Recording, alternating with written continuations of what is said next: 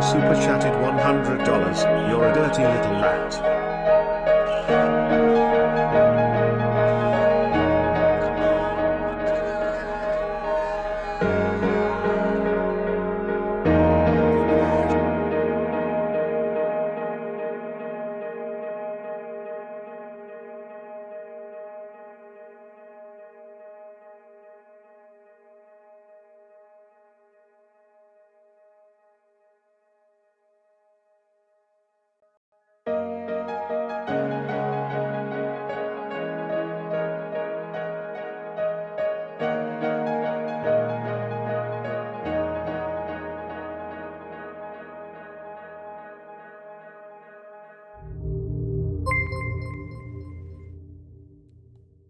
Jordan Peterson super chatted $100. You're a dirty little rat. Thank you, Jordan Peterson. Hey guys, welcome to the show. It's me, hello listener. Thank you for coming. I've noticed that I'm being rated again, and I appreciate it. I want to try and focus for a minute. I'll get to chat eventually, but right now I want to talk about the fact that Elon Musk just said that the reason Donald Trump didn't release the Epstein files is because he's on them. So, a little bit of trouble in paradise, it seems. That's exciting. That's exciting. I see that as a bit of a white pill. And we will be getting into white pills and black pills. I don't know if you guys saw the video I uploaded today. Jim Bob was talking about Mormonism, and I said, I don't understand why people debate Mormons. And he made a case. He said, well, because it converts them. Somebody has to tell them that they're retarded. They're not retarded. Mormons are probably smart. They're just good at self-deception. I think they're like, I got a good thing here. I don't want to mess it up, you know? And so they just stick with it even when it's, even when they know it's BS. So I released my little clip of a video I made where I showed how to defeat Mormonism. It's actually very easy. You just play their own video to them. All right. Before I get into this, I just realized I didn't pray. I'll be right back. You tired of listening to music's like the equivalent of eating a mayonnaise sandwich? Why don't you get yourself a big New York sausage hot dog? Why don't you get yourself a New York hot dog? Why don't you get yourself a hot dog sandwich? Why don't you come on over here? BostonStreetRecords.bandcamp.com. BostonStreetRecords.bandcamp.com. You tired of making bad decisions all your life? Why don't you make one good decision once? Sorry, I shouldn't have said I was going to pray. Don't ever do that. I shouldn't have said that. No one should ever say that. That was like pharisaical. I was accidentally pharisaical just now. All right, we got a big show today. I actually do have a pretty big thing today, and I think I can pull it off. I think. You know, I'm a little scared because I just got back from the gym. Was doing punches. And there was a guy who wasn't of the white type who was, I felt a little bit rude to me, and I started to sit on it. I heard him talking to Coach. He said something about working somewhere, and I could tell he was talking about a food place. And you know me, I wanted to find out, okay, where does he work? And maybe you could tell me if they spit in the food. So I asked, I said, where do you work? And he didn't answer me. And I was like, you hate white people. I get it. You hate fat whites. Coach answered me. He worked at Popeyes. I don't go to Popeyes. So I held on to that for a while. That feeling of, oh, okay, you think I'm like, you're like a young man and you stick to the script. You know what I mean? You stick to the script. You see the anti-white and you say, oh, I know where the winds are blowing. I'm going to go with that. I was very disappointed. But then I took that anger over to the jump rope, and I'm doing the jump rope for a few minutes, and I think, stop being mad, pray for the boy, it's gonna be okay.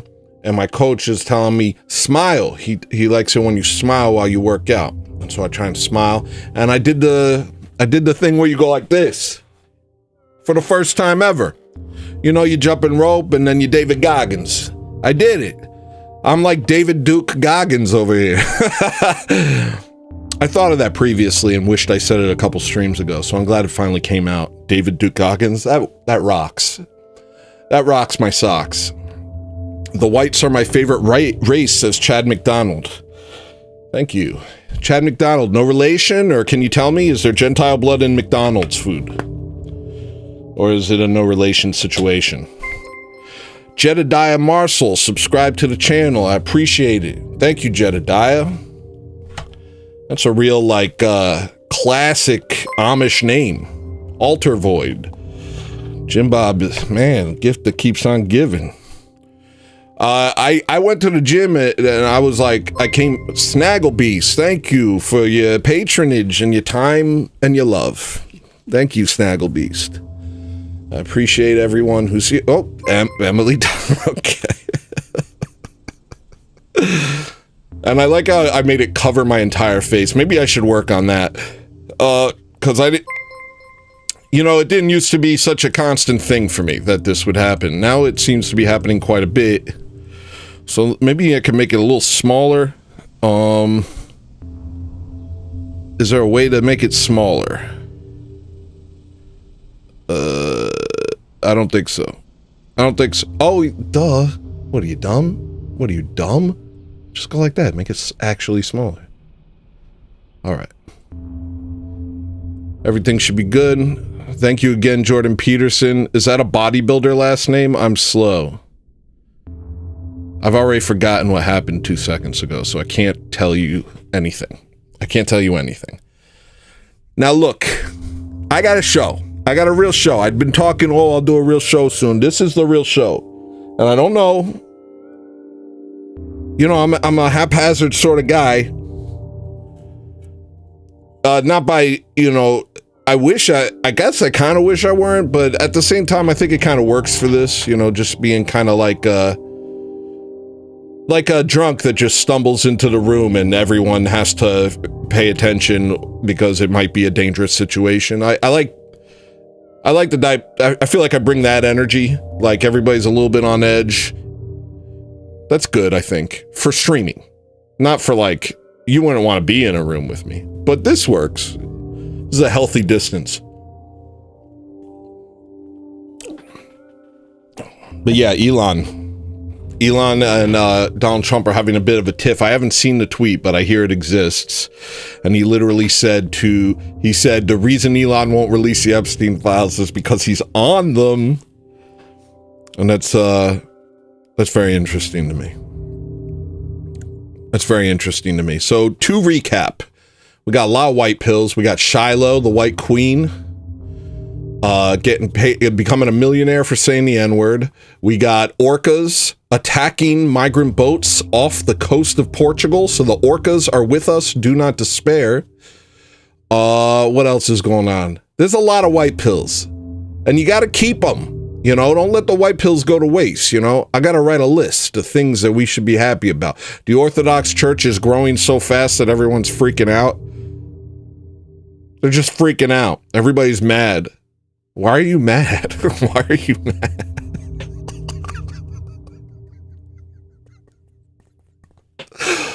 Oh gosh, it really shows their hand when they're mad. I'll tell you why Protestants are mad about Orthodoxy. Because it scares them. It scares them in the same way Jesus Christ, in a similar way to how Jesus Christ scares atheists. Like, atheists don't want Jesus to be real because they don't want to be held accountable for their actions. They want it to be, they're like, no, it can't be true. I want to be evolved from a monkey. I need that. I have to be from a monkey. Because if Jesus is true, I'm screwed, bro. I'm screwed. So the way that atheists don't believe in Jesus is very similar to how Protestants, or the way that atheists are like afraid of Jesus. They're literally afraid of Jesus. They are. And anyone who says they're not, just say, I don't believe you. Don't argue with them. Just say, I don't believe you.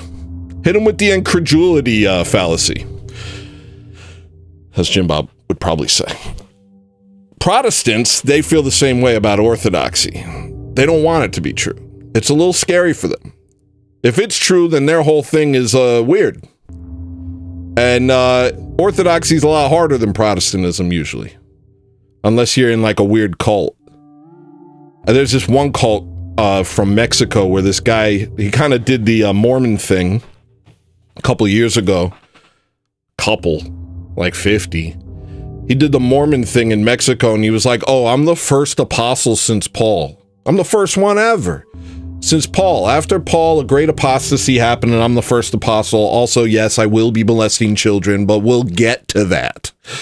And he's in jail, but his son took over the cult and they have church like every single day. There's a church up here in Anchorage that they have, and you look at it and there's like this demonic spire reaching into the sky and you're like, this ain't right. I don't know what this is, but it ain't right. And apparently they go there like every single day and just cry. They just cry. Are the things not working? Sorry, are alerts not working? I accidentally like clicked things. Let me just double check real quick. Okay, it's working. All right. So it's still covering my face. I got to put it off to the side. This is the moneymaker right here. Can't cover the moneymaker. So unless you're part of some weird Protestant group like that, you can't really, you look at Orthodoxy and first off, the claims of Orthodoxy, we are the true church. We don't know what you guys are doing. It's not correct. We know this because we've preserved the church throughout history and you're not us.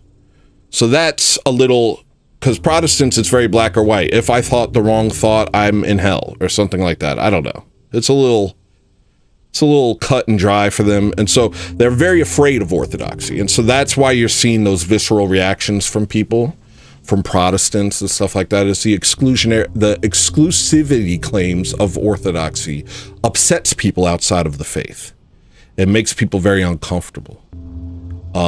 In the same way that Christ makes atheists uncomfortable. So give them some grace, give them some of that sweet, sweet love and patience, which we've been taught to do.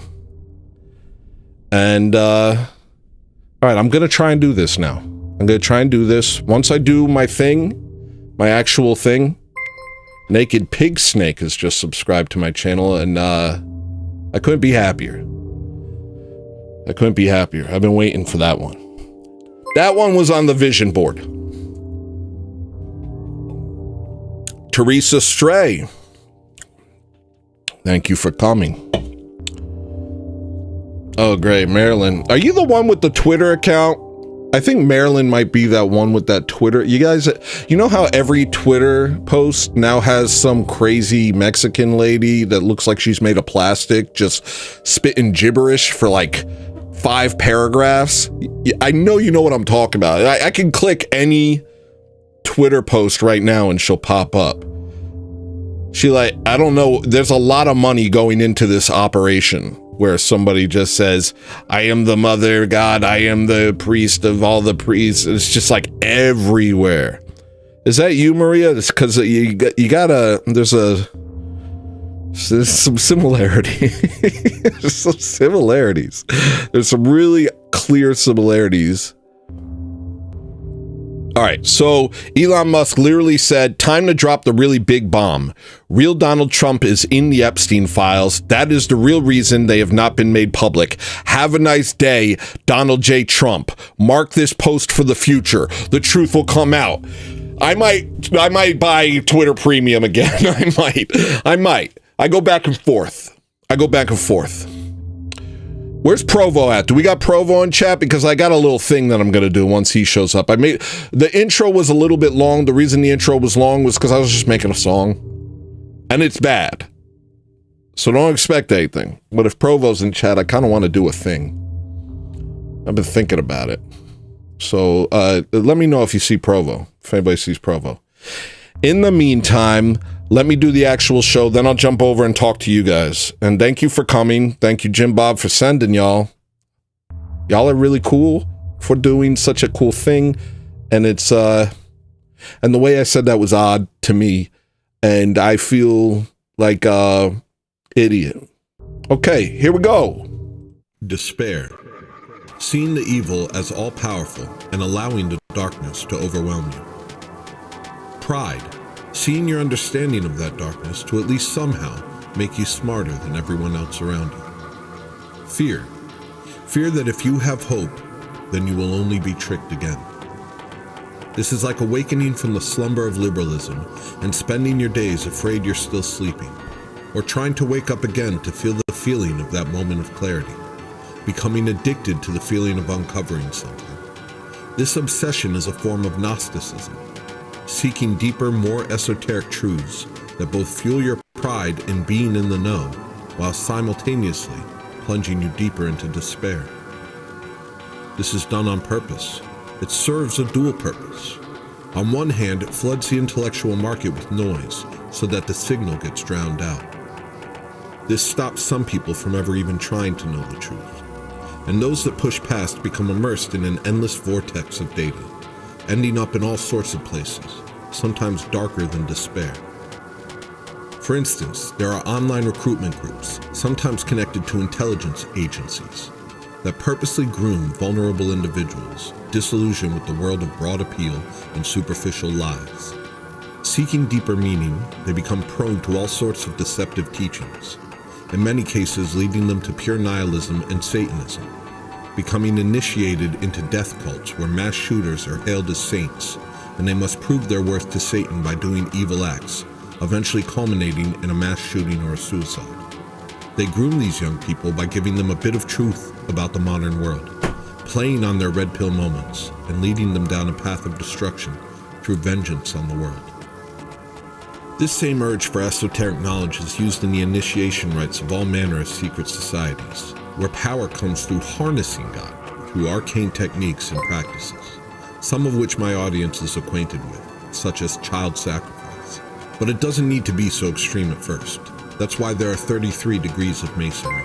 It takes years of initiations into more and more secret teachings before one becomes so prideful in their exceptionalism that they become hungry for the feeling of being in a powerful elite class that understand the world, while everyone else are simply dumb and blind cattle. You see this in so many aspects of our society. The art world is full of ugliness that somehow becomes beautiful if you're in the know, part of a social order that turns their nose up at the common man. How often does that same art world become a cover for satanic rituals done in plain sight? How often do these artists rub shoulders with all manner of shadowy elites? How often do we see connections between them and satanic child sacrifice rings? This all arises from Gnosticism, Talmudism, and Kabbalist ideas which have created countless subgroups of people who think they're privy to a knowledge which makes them superior to everyone else.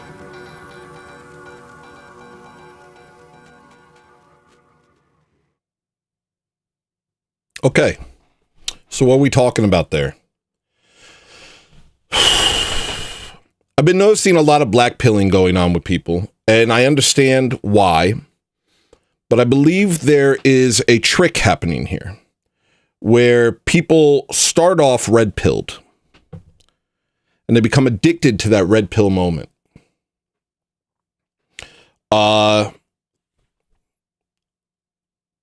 Constantly looking for a new hidden truth, constantly looking for a new hidden truth.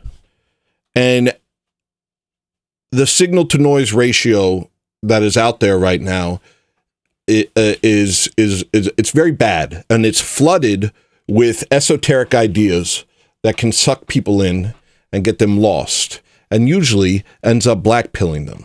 Stuff that kind of portrays the Amish as all-powerful and as if there's nothing we can do about them, as if there's no way around it.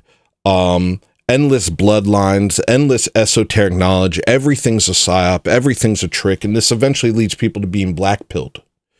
The black pill goes in a couple different directions. It can be used by these secret societies that I was talking about to recruit young people who are vulnerable and feeling defeated, feeling demoralized. It can recruit them into doing evil behaviors. There's a group called the 764. They lure vulnerable people going from red pill to black pill to Satanism to straight up terrorism. A lot of the shootings and stuff like that that you've seen over the past year come directly from this 764 group, which has FBI ties.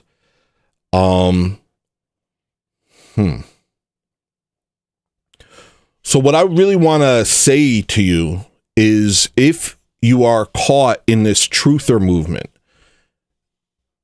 you're doing it wrong. You're kind of missing the point, because what this does to you is it puts you in a state of like always seeking more knowledge for the sake of seeking more knowledge. And what's actually going on psychologically is you are becoming prideful in the fact that you are in the know while everyone else is lost. And so you're constantly dedicated to uncovering more truths. And often these truths aren't real. They're lies. They're lies sent there by, like what Adam Green talks about. Adam Green is full of lies. He says that Christianity is a Jewish psyop. That's a dumb lie. But he's providing you with these black pills, never-ending black pills, telling you that there is no hope and stuff like that. It could go in that direction. It could go in a lot of different directions.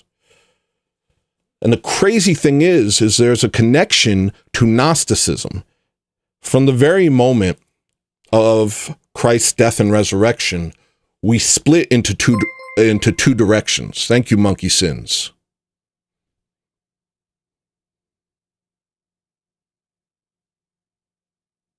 Why the pill got to be black?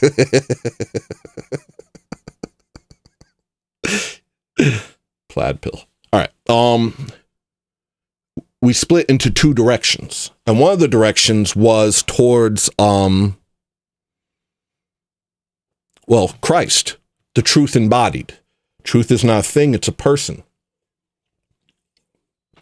The person of Jesus Christ. The other direction it went was into esoteric secret knowledge.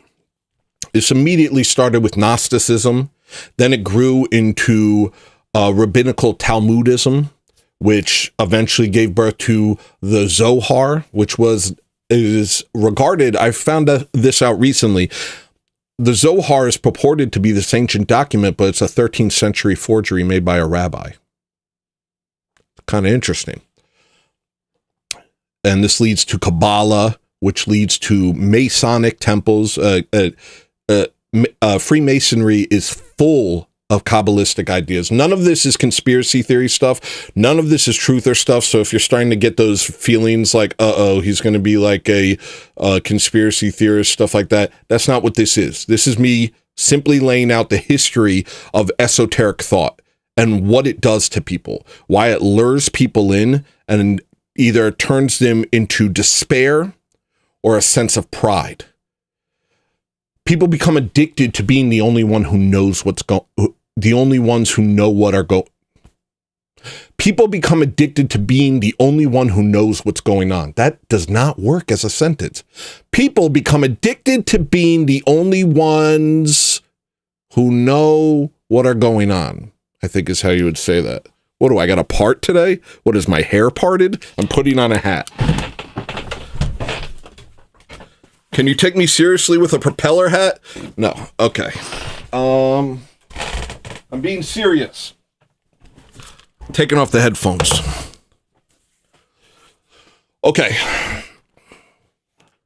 So there's two paths. You could end up deep in despair, full of black pills, which those in power are flooding the market with.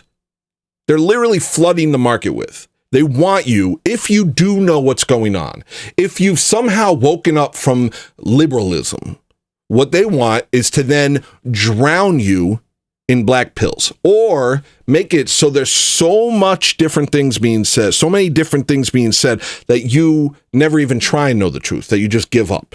There's no way to know. There's no way to know what's true. Look at all of this. It's a big mess. There's no way to know what's actually going on. So you just give up. I'm going to go back to Xbox. You know what? I'm going to go back to Xbox and masturbation. Sorry. But it's probably true for a lot of people. The next step is, if you do get through the noise, well, not through it, but if you become immersed in the noise, then you get hit with endless propaganda.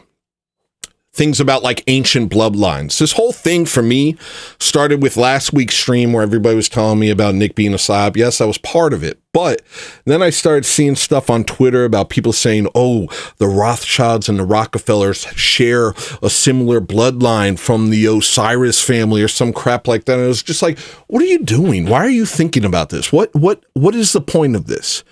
And they just become obsessed with these minutia and these details. And people like this. There's probably people in my chat right now who are like this, who are obsessed with knowing more details, knowing more secret truths, understanding more, esoteric red pills. They become addicted to the red pill. That feeling of awakening becomes a drug to them. And it stops being about the truth and starts being about the feeling of knowing something that other people don't know. And it starts being about the fear that if you have hope in your heart, then you will only be tricked again. So you become the person who has no hope. You're the one who already knows. Anytime you see a sign of hope, immediately you're saying it's got to be a trick. And of course, you guys know me. I say, even if it is a trick, take the hope. This Elon Musk thing, I'm sure there's a million people out there saying it's a trick right now. Take the hope. Take the good. Who cares if it's a trick? Something's happening here. People say, oh, Shiloh's a trick. Who cares if it's a trick? There's a nice thing going on there. Not nice, but nice, a little, Dude, she got robbed by a kid. She goes to the park with her kid. No, I don't want to get sidetracked, but I'm just saying, a Somali pedophile is the one who films her.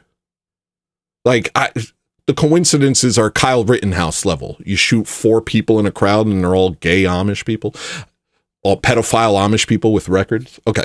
I'm just saying, take the hope. Don't be so afraid of being fooled. I know that sounds weird. I know that sounds crazy. And I know that maybe you guys think I'm a fool, but I really think that this is important because I think people become addicted to their depression, addicted to feeling awful, addicted to feeling a sense of darkness and being the one person who understands. And it's very easy to go from that to complete despair. And they have avenues to suck you in once you become like that. They can suck you into secret societies, some esoteric, Gnostic, Kabbalistic society that says, you get it. Now let us tell you how to harness it. God's not a person. God isn't sentient. God is a force that can be harnessed. And here's the tricks and techniques to harness God for your own power. And that is what they do. That is what, the Sephiroth is. God's not a person. God's a source of energy that we can all tap into. And through darker and darker rituals and stuff like that, they take people who have given up on reality and turn them into people who are obsessed with with the fact that they're the ones in the know, and they see the rest of us as cattle. So you see how there's a connection in all of this. So truthers, I beg of you, the truth is Jesus Christ. Focus on only that. Everything else will be taken care of. God is in control. Trust God even when it's hard. Trust him even when it hurts. Trust him even when things are bad. And accept it. Say, thy will be done. That's the final truth. It goes like this. The final red pill is the God pill. The final God pill is the Christ pill. The final Christ pill is the Orthodox pill. You've made it. You've made it. You've done it. You're here. Don't sit around getting sucked into all these silly little things that are constantly being presented to you. Secret bloodlines, secret societies. These people do this. These people do this. This is a trick. That guy's a psyop. That guy's a psyop. Relax. It's in God's hands. You have made it. You are in the ark. Focus on that. And I think that's all I had to say. I think that was my whole show. And I feel like my mustache is a little different today.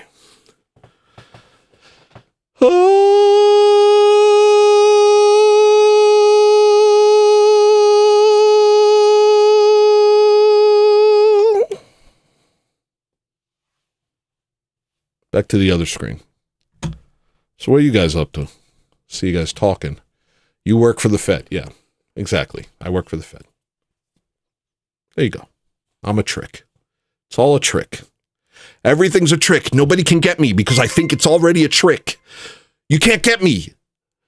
I'm already completely demoralized. You can't you can't get me. I'm already completely broken.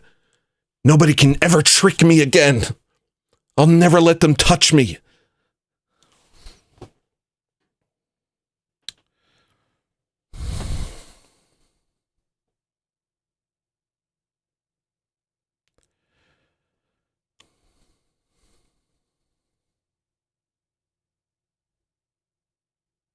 All right.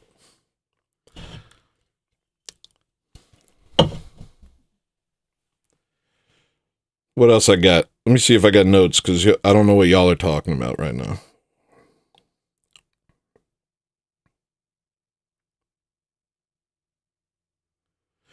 I made up a joke a couple years late.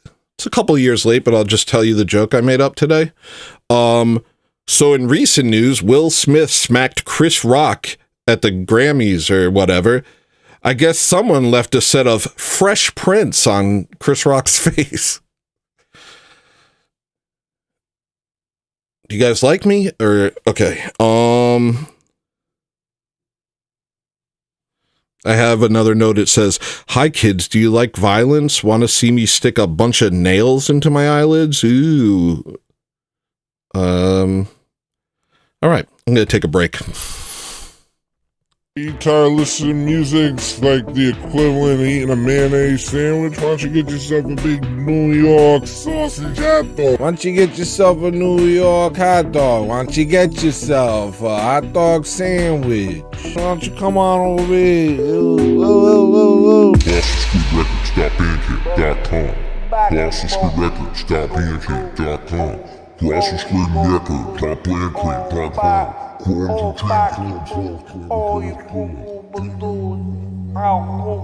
You tired of making bad decisions all your life? Why don't you make one good decision once in your life and buy my freaking music? Why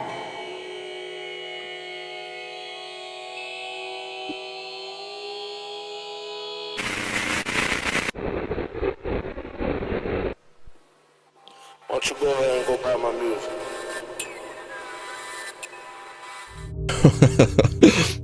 Michael Ryan said too soon.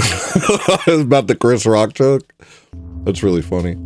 Dude, too soon. All right, I'm sorry. I just wanted to like stand for a second and gather my head. You know, I'm over this. I know I'm famous now. It's fine. I don't even care. I was waiting for Provo to show up. Not shut up. I never want Provo to shut up. Keep talking, Provo. But, I don't know if he's going to. And I don't know if I had anything else. So I'm like I really worked hard on that video yesterday. And I did a lot of research. And, then what? I mean, I have some more words about it. They suck you in through the truther movement, essentially getting you primed for esotericism, lost in the feelings of being the only one who understands. This is the mindset of the Masons and every esoteric cult, caught up in the ecstasy of knowing something others don't. It's just like, you know, people get prideful about being red-pilled. I know. Everyone else is a sheep. Wake up, sheeple. 9/11 was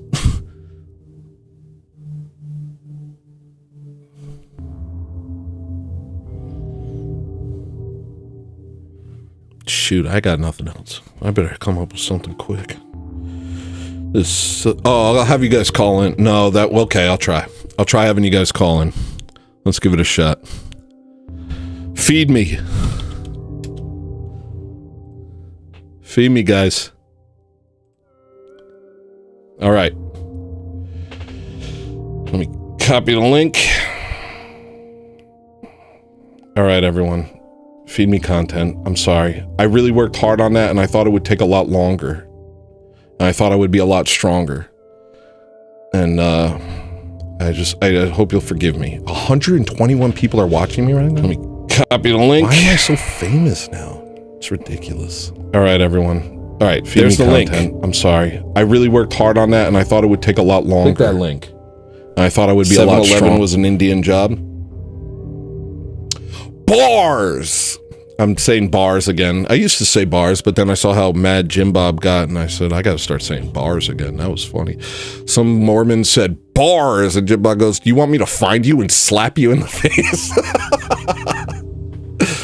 I don't know. Made me laugh a lot. Almost crashed my car.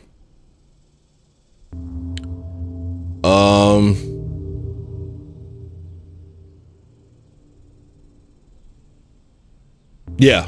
The irony of that whole concept, though, is what they know isn't even the truth. Yeah.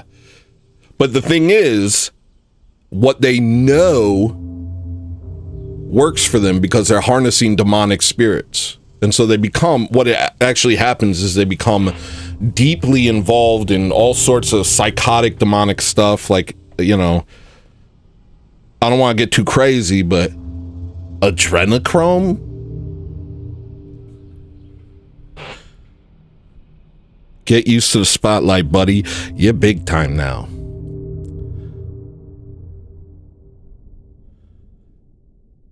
Did anybody call in yet?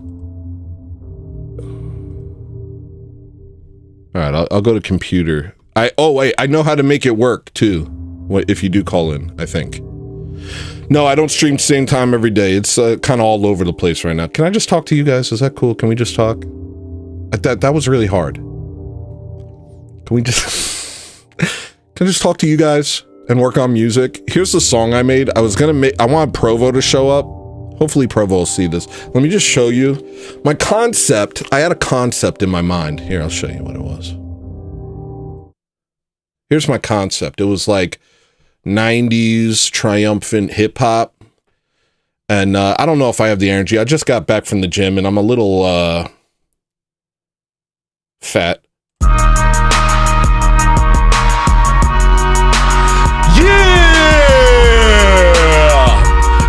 They could stop us, Provo!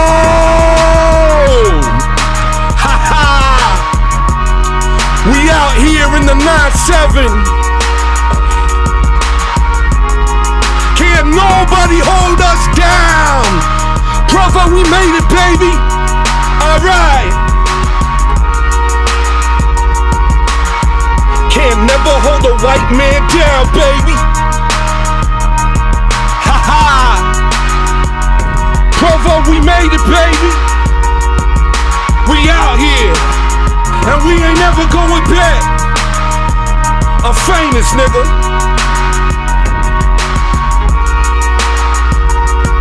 Ha ha. Okay. You know, like you're sitting in the back of like a truck, like an Escalade, decked out Escalade, spinning rims, driving through Vegas, wind in your hair, champagne. That's what I feel like right now. Is my mic too loud? How's my mic? It was weird yesterday. The microphone changed, so I kind of like I workshopped it a little bit, and now I'm worried about it. The trick is in the drip feed administration. Same reason why people like mystery box. Okay, don't know what that means. Oh yeah. Where the heck is Provo, man? I'm literally upset about Provo. I get 120 people. I'm like, where's my buddy? Where's the guy who said he's not even my friend, but I love him? And I'm going to keep that energy. I think that's important. All right. But I got the thing open. I want to pin it, but I also want people to give me money. No. Yes. Okay. I'll pin it. You guys know how to super chat me if you want. All right. Here we go. We're pinning the, if you want to show up and talk to me, feed me content with your own mind. You know, the thing about not having a show is you just get to be thinking your thoughts all day in your own brain. Maybe you comment them and they just go unnoticed, but I will notice what you say. Oh, I didn't intro the show. Hey, welcome to the show. My name's Hell Listener. You can call me Sinner for short. I have not sold my soul. I'm a real person. The date is 6/5/2025. It is Humility Month. It is Men's Health Awareness Month. And some may even say it's Pride Month. But nobody changed their logo this year. That's another white pill. Hold on to that white pill. Nobody changed their logo to a gay rainbow this year. Also, if I curse, the stream's over. No givebacks. I gave myself a pass yesterday, but if I curse, the stream's over. What's this? It's called Vibe? Oh, I like that. Never too late for an intro. Yeah, you know, it's like one of those... Hi, my name is Extanglia. I'm new here. Hi, Extanglia. Hi, my name is Extanglia.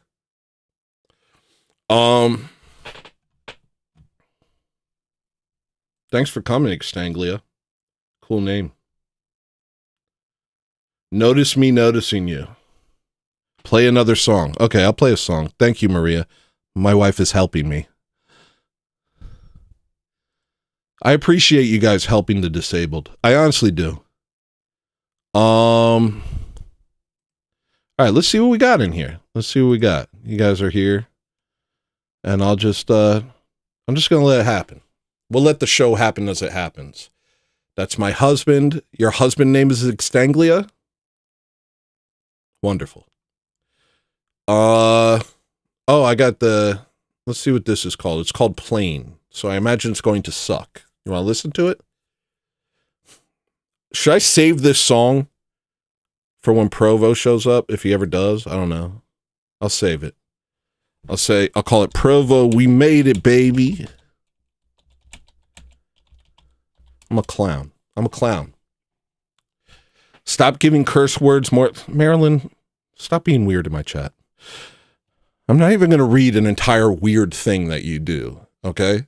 Make a short weird thing and maybe I'll read it. But that was like 2 whole sentences. 2 whole sentences of being weird? What am I? Ethan Hawke? No, I meant Stephen Hawking. What am I, Stephen Hawking? Oh, this song is fire, actually. Let's do this one. What up, Rip? Rip in the chat. Ripping a big one. Sorry.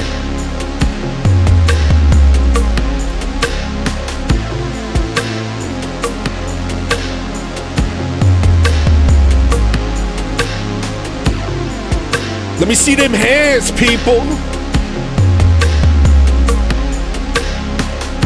Do you feel sad? This is better than doing a concert. I used to hate doing concerts because I could see the audience and I'd be like, do they like it?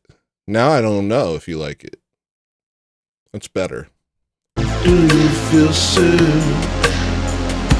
Do you feel so bad? I'm convinced that Marilyn is that lady on Twitter that is on every single comment thread. Do you guys know what I'm talking about? Here, look.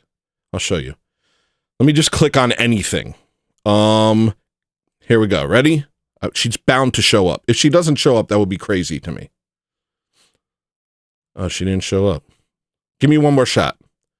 3 tries. If she doesn't show up, then, you know, I'm a big liar.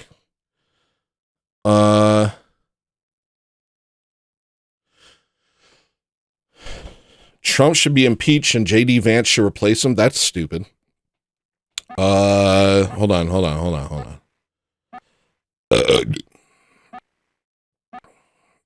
Zealous Seraphim. Let's see if it's on this one.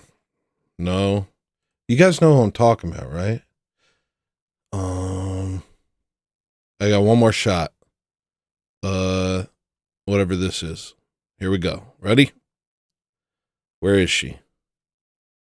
Where the heck is that lady? That's mysterious. Ew. That guy's scary to look at.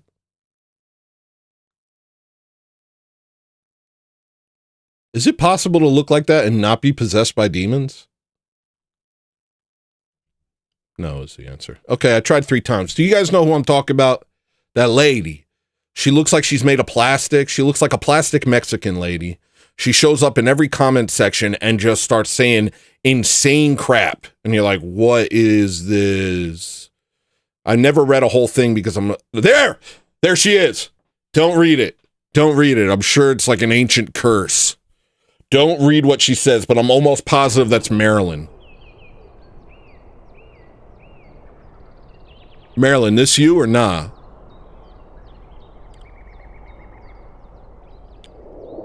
Marilyn, that's you, right?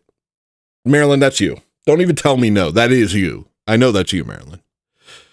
I don't want to read what she says because, oh, it's from hell.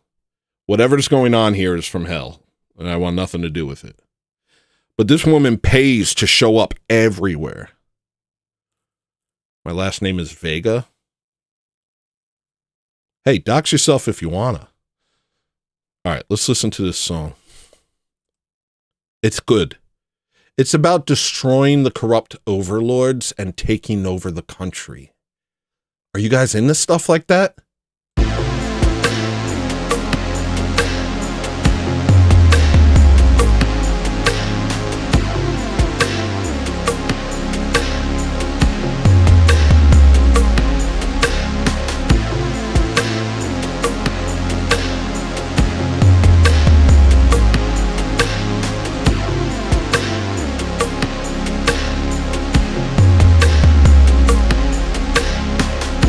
Do you feel sad?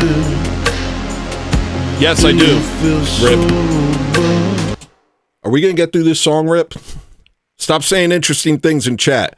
I saw Liars live, and the guy was so drunk it was a nightmare, but it was... I've been there. I've been that guy on stage.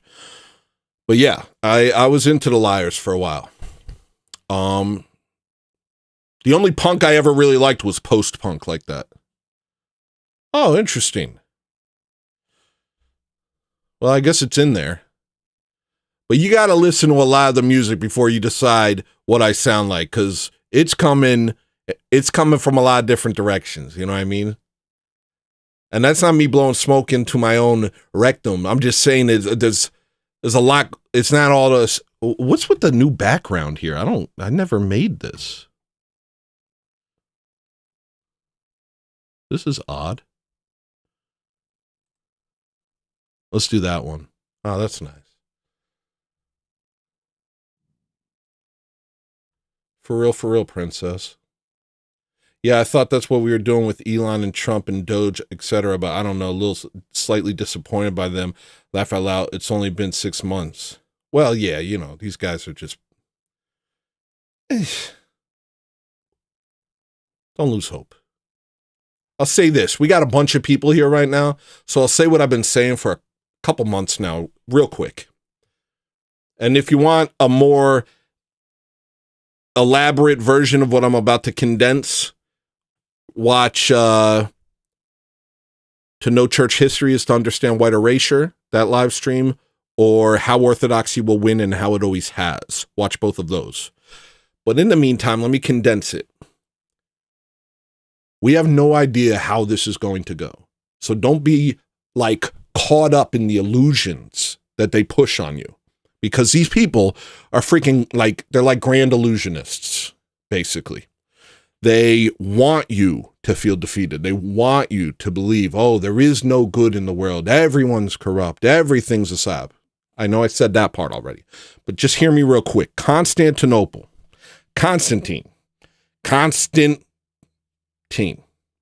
He was not a Christian.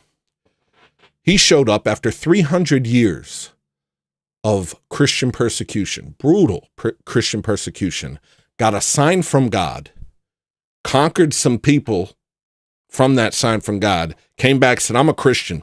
Christian's legal. We're not going to kill him anymore. Began Byzantium. Did anybody see that coming? Maybe people with maybe saints were like, something's going to happen. But I'll tell you what, at the first Council of Nicaea, there were people missing arms.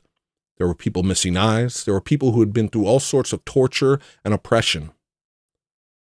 And they knew that they were part of something miraculous. And nobody could have seen it coming. Toss, rip a wrench. Whatever you say, Provo, you're my dad. Hold on, Provo, stop, chat. I love you, but calm down. Oh my goodness gracious. I can't. How can I toss? I can't catch up with the man. Oh, nope, that's just a moment. Okay, here we go. Wait. Add as moderator. I think I just add you as a moderator. Rip, are you a moderator? Whoa, managing moderator? I don't know what that is. Hold on. Jesus Christ is King. What did I just do? See, I can't. This is crazy. I don't know who I just made a mod.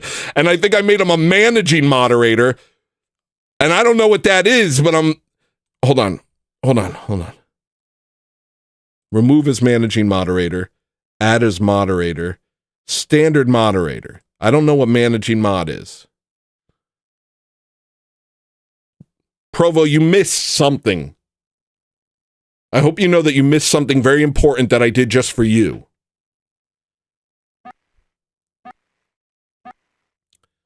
Now I'm all your deadies. Amen. Chauncey, thank you for the Big 10. Christ is King is, I believe, what you said, and I will say that I agree. Thank you for the money. I'll put it in my own pocket, and I appreciate having it. Thank you, Chauncey. Now back to what I was saying. You're all welcome. Managing mod could silence other mods. What else can you do if you're a managing mod? Thank you, Princess Manjinochi. My wife's like, give me that money. Give my husband that money. I'm just going to keep posting the Stream Elements link and because he won't pin it. All right. So those bishops who were at the first Council of Nicaea, they knew that something miraculous had happened. And the entire world changed because of that. What did Christians do till that point? They endured, and they believed, and they had faith, and they suffered with dignity. A similar thing happened with Byzantium and Khazaria, and I'm going to condense this, but Khazaria was a large superpower that decided they were Jewish. You can't actually do that, but that's what they did. They said, oh, we're Jewish. And they had a large banking empire. They dealt in slave trade. And there's a lot of conspiracies going on, and a lot of them are true, but let's not get caught in the weeds. conspiracy theories, and a lot of them are true. Conspiracy doesn't mean not true. Try and push that out of your head. What the heck was I even saying? So what they would do is they would buy and sell slaves to the Muslims. And the reason they converted to Judaism was because they thought, if we're Jewish, then we can work with the Muslims and the Christians. So obviously their main thing was not truth. It was, what religion can I be that will make everyone give me money?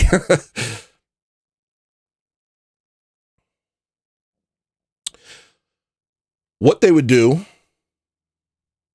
this worked for the Muslims. It didn't really work for Byzantium. Byzantium was like a little bit like, I don't know about that. That's kind of weird, bud. Slave comes from the word Slav, Slavic. And the people that they would sell, they would take people from the north and they would sell them to the Muslims, who would cut off their genitals and make them work, or, you know, rape them. That's kind of one of their main things to do, is just rape. They love rape. I don't know if you know this, but Muslim is almost synonymous with rape. So one day, and I'm narrating here, so give me a little bit of like leeway. The Prince of Kiev was like, I've had enough of this, and he destroyed Khazaria. This single act created Holy Russia and expanded Byzantium exponentially. Not really, but that's the word I'm going to use because I want him to have an impact. These things nobody could have seen coming. Byzantium didn't see this coming. The Christian world didn't see this coming. These things happen, and these things happen by us trusting God. That's my point. That's what I'm trying to say. That's what I'm saying to you, and that's what's true. All right, now I'm going to try and get through this song. What are you guys saying? Slave not come from Slavic. Yes, it does. It comes from Slav. Yes, it does. Absolutely, it does. Stop trying to trick me. Don't try and trick me. I know I'm not smart, but what I said is true. Get away from me. All right, let's try and hear this song.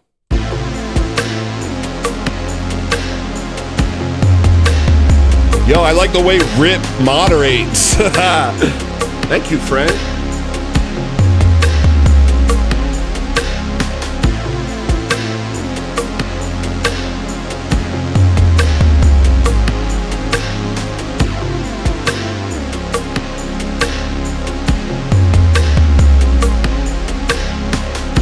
Do you feel sad?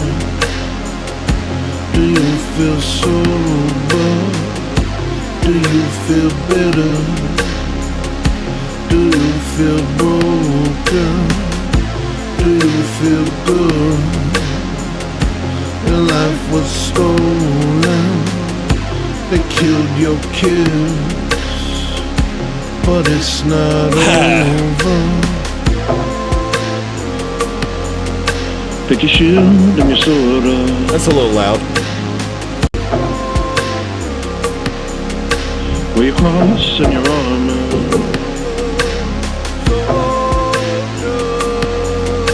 Pick your shield and your sword up. It's a work in progress. Wear your cross and your armor.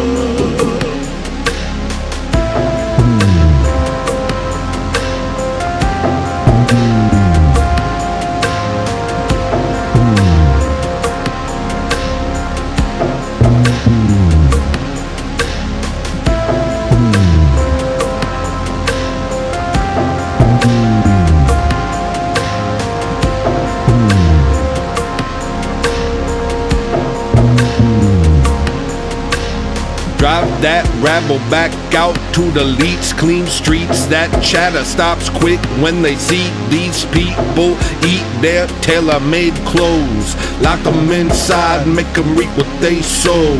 Drop that rabble back out to the leets, clean streets. That chatter stops quick when they see these people eat their tailor-made clothes. Lock them inside, make them reap what they sow. Watch us make plans. Watch us make plans with the bricky in the hand. Watch us make plans. Watch us make plans. Watch us make plans with the Bible in the hand. Watch us make plans. Watch us make. God Heart Guardian, I have a call in. It's pinned somewhere. You can call in right now, but don't, because you just said something that made me mad. You said something about what are we whining about? And I don't very much appreciate it. Watch us make plans. Watch us make plans with the bricky in the life was stolen. Watch us make plans. They killed your kid. Watch us make plans with the Bible in the hand. But it's not over.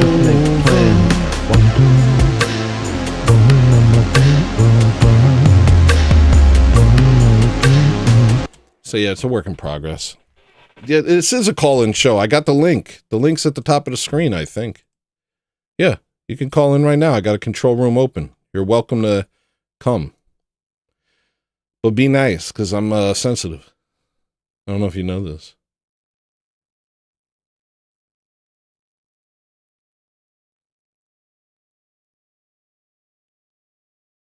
Music Has the Right to Children is a top album. I agree. All right. Well, nobody's calling in, but you have the ability to, so I'll go to another song. This works. You know what? This works. I open up the chat, I let you call in, and I just work on my music in the meantime. That works for me. That works for me. I'll just do that. This is called Ballist. Oh, Marigold. No, this is the weirdest song. You guys are new. I'm not going to hit you with the weirdest song. Lump of Clay. Let's see what that is. Dave and Cowboy. Chauncey, what up, baby? What up, baby boy? Hey, yo, Chauncey, we made it, baby! You know what? I'm going to do that for Chauncey. Chauncey's a day one. Hold on, Chauncey. I got you. Give me 1 second. Don't go nowhere. Chauncey's a busy man. He's out there in Louisiana. Just slaying. Shut the hell up. I hate myself for saying that. You know what? You can kill me. If anybody sees me, you can kill me.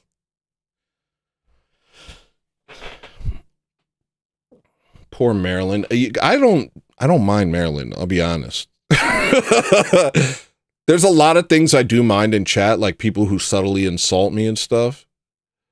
Yeah, no, dude, I get it, dude. You can leave. I get it. I'm so sorry. I am so sorry. I'm so sorry.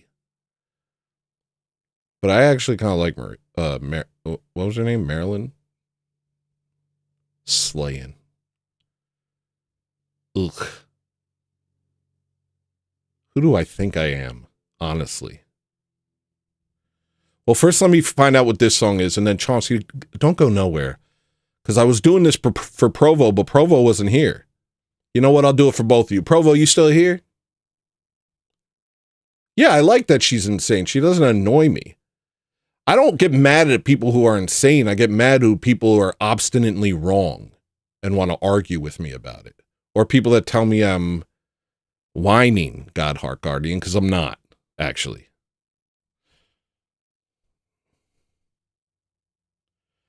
No, nothing gets hidden.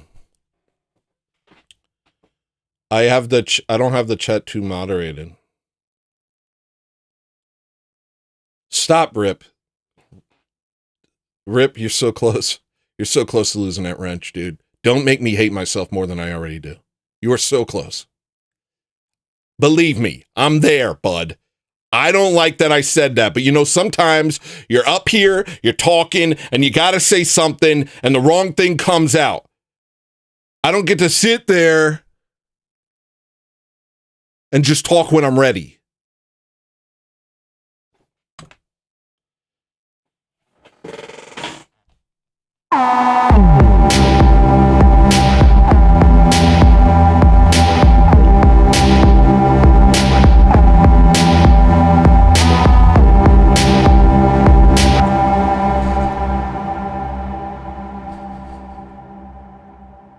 Gee whiz. It's so over. It's crazy. I don't even know if I could get my energy back for that after that. After saying slay. Ugh. This show, I think it really is over. I had my moment in the sun, but I think it's over. And also, what a Mark. I said slay, Mark. Ugh, gosh, you know what? No, I'm kidding. I don't want to play that song. Okay, fine, I'll play that song. I'll play it for you, Maria. Is anybody calling in? Why is nobody clicking the dang link? Play the weird thing? Rip, I'm taking this thing. Say something nice immediately, Rip. Say something nice to me. Never raid Hell Listener again, he said.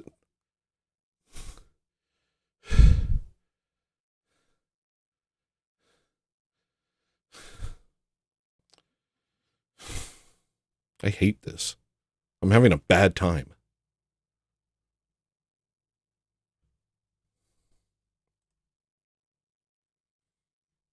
Thanks, Chauncey. You don't like that song either? Maria loves that song, so I'm going to play it for Maria. Dang, son. Can I do that? What is this, high school? I'm going to do whatever the hell I want. I slay. I slay. Chauncey slays. Rip does not slay. We slay. Slay.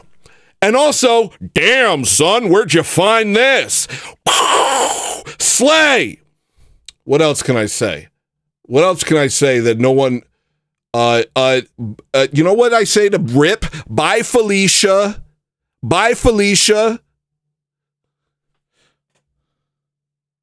Who called?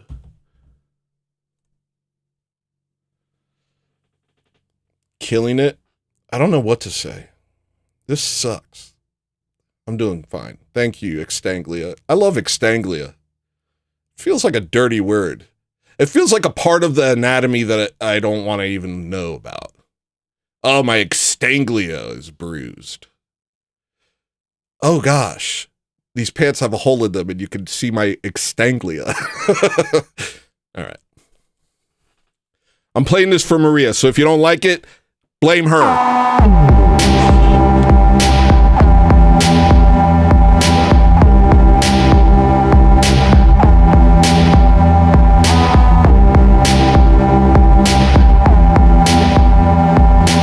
I'll give Marilyn a wrench. I'll give Marilyn a wrench, and I'll take yours, Rip.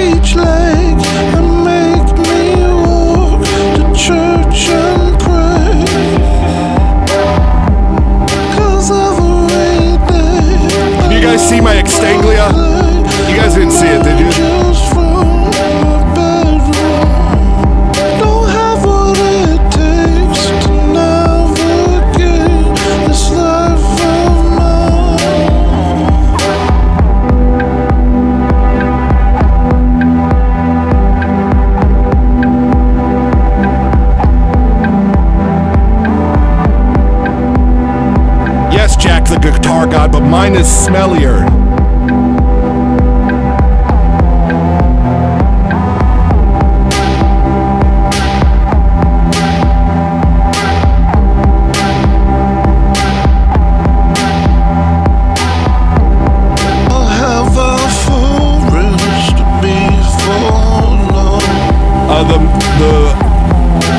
lyrics cut out and they sound bad. I've learned what not to do. I'm now a master gardener. The one thing that I didn't do wrong.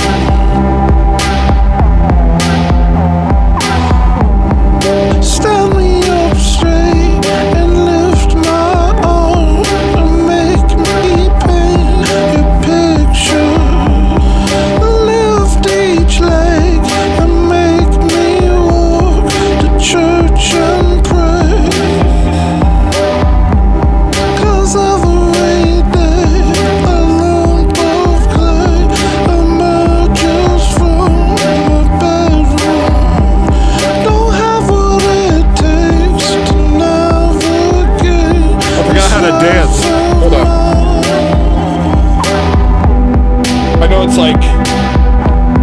Hold on.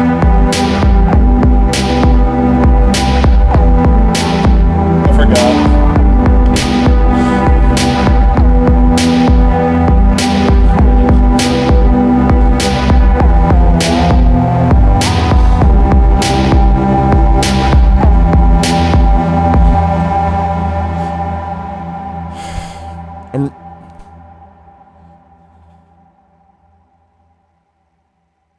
Clean your extanglia.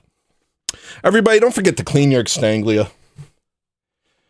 Don't leave the house with a dirty extanglia. Don't leave the house with a dirty... Ocean wave emoji. Ocean wave emoji. Ocean wave emoji. Thank you, Forge Lloyd. Everybody subscribe to Forge Lloyd. He's a good young guy. He's the future. The dances I do to entice my life. All right. Chauncey, you still there? Provo, you still there? I'm trying to do something here. I didn't know I was going to see you, Chauncey. It never even occurred to me that I would see my boy Chauncey, who's out in Louisiana Straits slaying like Santa Claus. You feel me? Like Santa. Like Donner and Blitzen. Ayo!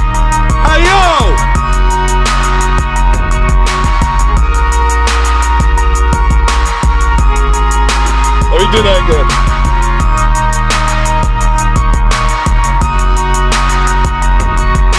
Slay.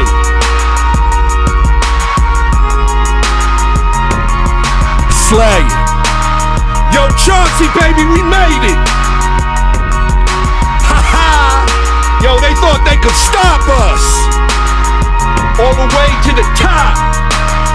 That's right, baby. I'm famous. I did it. There was a kick.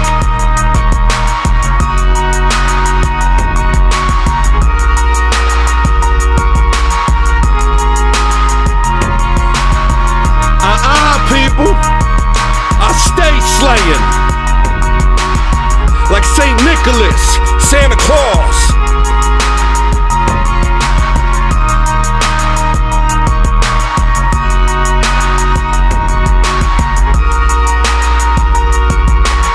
All right, I'm done being a clown for you people.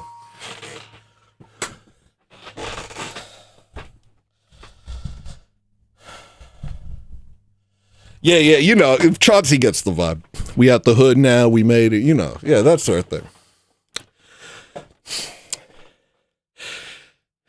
He grew up in the same era I did. I don't know how old you guys are or how tall. Can everybody give me a height check real quick so I can know how to treat each of you? Go ahead and tell me your height so I can treat you accordingly, please. Because right now, everyone seems real tall to me. And I'm afraid. Still nobody calling into my dang show. That's an empty room.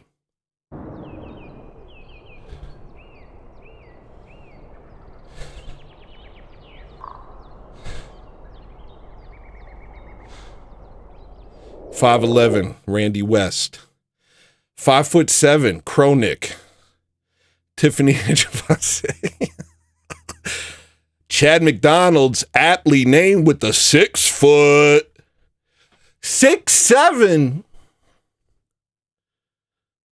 6'1", 69". I've never had to deal with that. I don't know what to do with that. A 6'1", 69-year-old? Crow Nick, you already exposed yourself as a tiny little guy. So now it's a little late for that. 3 feet and rising. Tribe Called Quest? De La Soul? Something like that. 5'11", I win. No, John Mark. Chad wins. He's 6 foot like me. 5'5.5". Marilyn. I don't think Marilyn has a body. I think Marilyn's AI.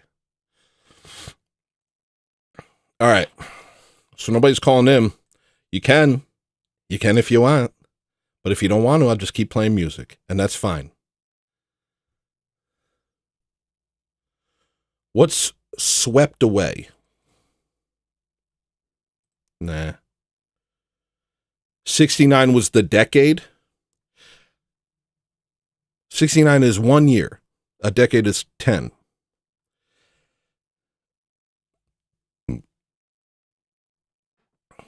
Bad means good? Is that going to be good? Yo, where my 6-footers at? Where my ogres at, yo? Where my orgs at? Where my Sicilians at? Where my Sicilian orcs at?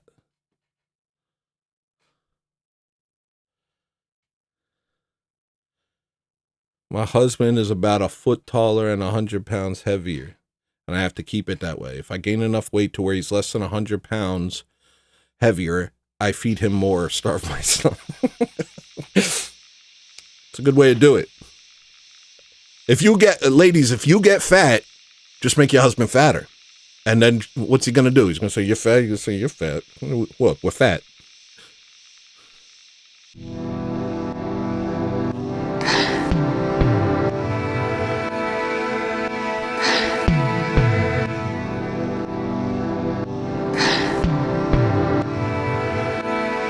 No, that one's not ready.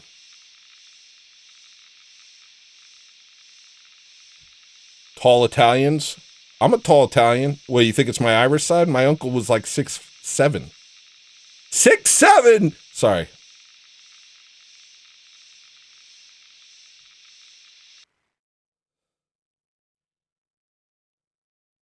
Yes, Tiffany. Yes, Tiffany. Slay, Tiffany. I might really just kind of I might try and brute force my way into Slay. I might force doctrine my way into Slay. What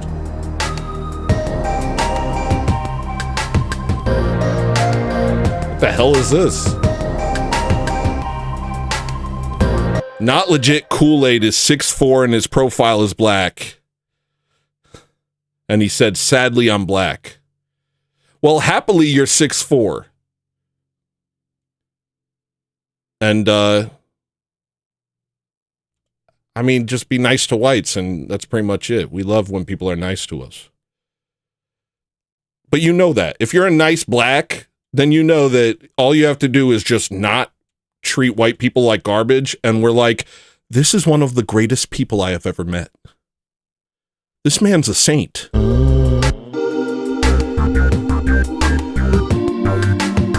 Okay.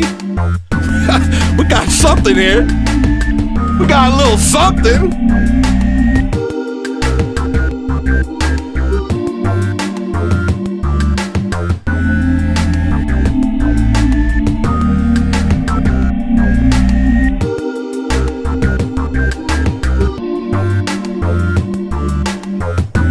Everyone, yeah, Chauncey, that's right. Everyone please be nice to white people. We are the minority. Look at all these minorities. I'm the only majority. That's a Louis C.K. joke. We're the smallest people group, and we made all the nicest stuff.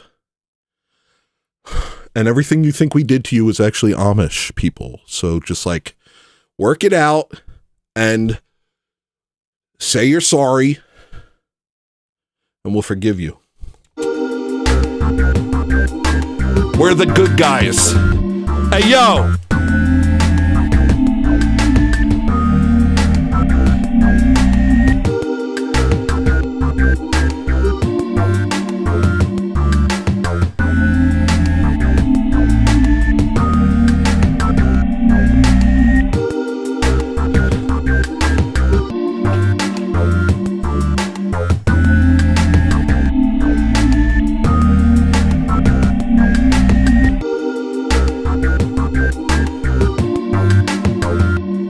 Is that all there is to that? I am looking at your chat, Not Legit Kool-Aid, and I'm deciding how I want to respond. Just so you know. I'm not ignoring it. I'm just deciding how I want to respond. Goopy Bass says Splooty McSploot. He would know.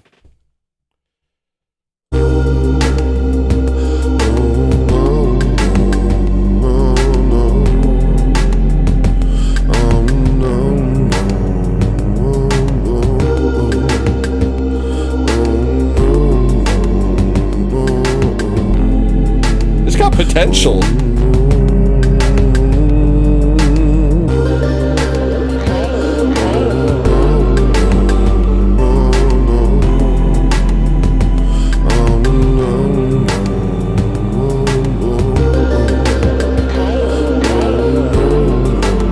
That's awesome.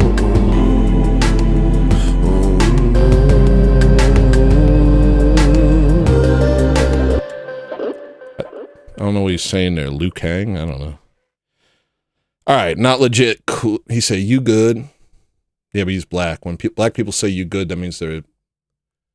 Say something else and I'll punch you. That's what that means. You good? Or you good? Hey, you good?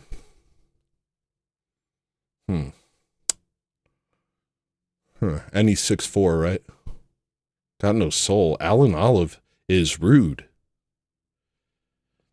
Somebody kill Alan Olive immediately. That's got soul. That's soul. You don't have a soul, Alan.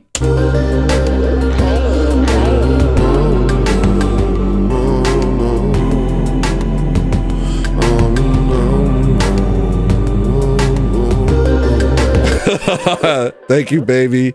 My wife is helping me. All right, now I like you, Not Legit Kool-Aid.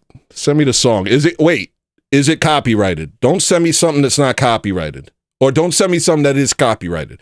If you got something that's not copyrighted, I'll play it. I'm not collabing with anybody. That's not happening. But if you can send me a song that's not copyrighted, I'll play it on my stream. What will I do if I don't like it, though? Do you want me to say it? Or should I just be nice? Because if somebody tells me they don't like my music, I get really upset, as you can see, with Alan, who has no soul!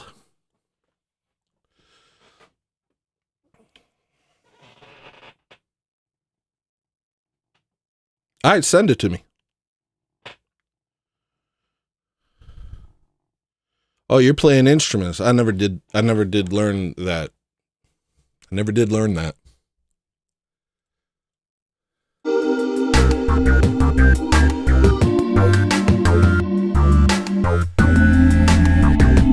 Yo, I like this.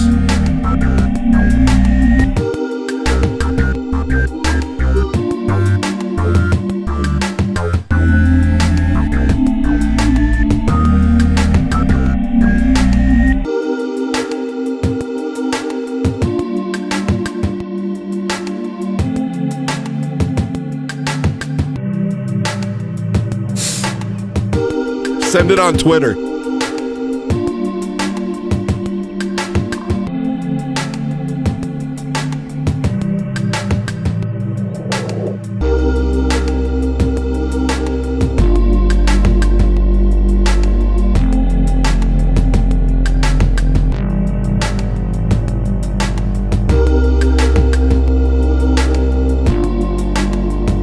Oh yeah, or click the link.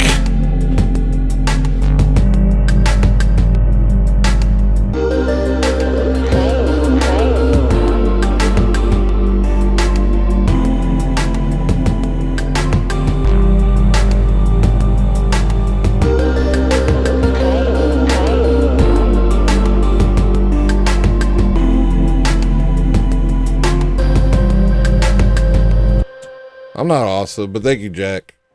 Thank you, Jack. I appreciate that. All right, send it on Twitter.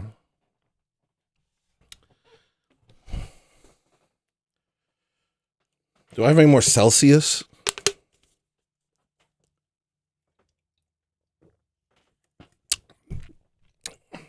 Chauncey's slaying. I don't care. Screw you. Chauncey slays. Okay? Also, Chauncey slay. He slays.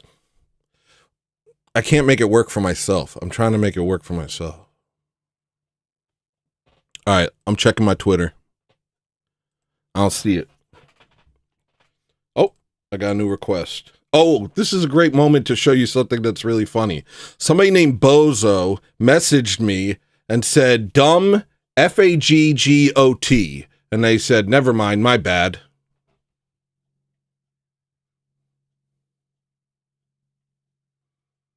And sometimes I just look at that, I think, that's just fun.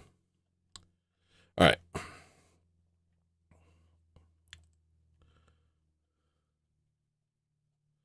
Oh, this is a different person. I don't think that's you. There's weird stuff.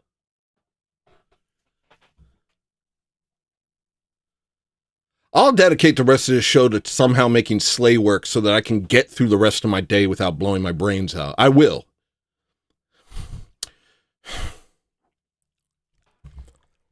I have to live with me. You guys get to turn this off. I don't get to turn it off. I'm just me all day long. I have to make sleigh work. Otherwise, I'm not going to make it. Nobody's name is Kyler. That's crazy. That's one of those names. I met somebody named, what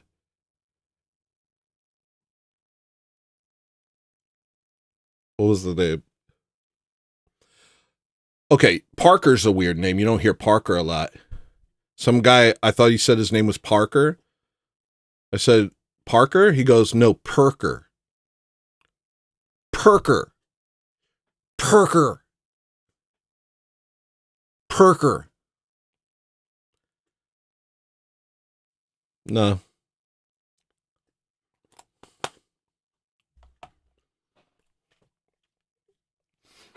How can I make this work for myself? How can I recover from it? I think if I just dwell on it for a long time and then like end the stream in a fit of rage. Kyler is Skyler without the K. Very true, Mark. And Smark is Mark with an S.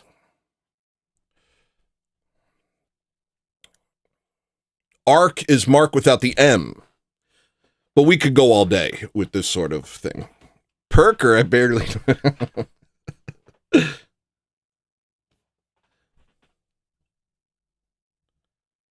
No, he said his name was Perker. It wasn't Parker. It was with an ER. And I'll tell you what, I was about to send him to the ER. If you tell me your name's Perker one more time, okay, you know, you get the joke, whatever. There's a lot of things here. What is this? I apologize.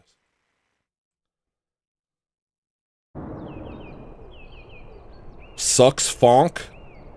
That's what I'm looking for. I'm looking for something that says this sucks in the name.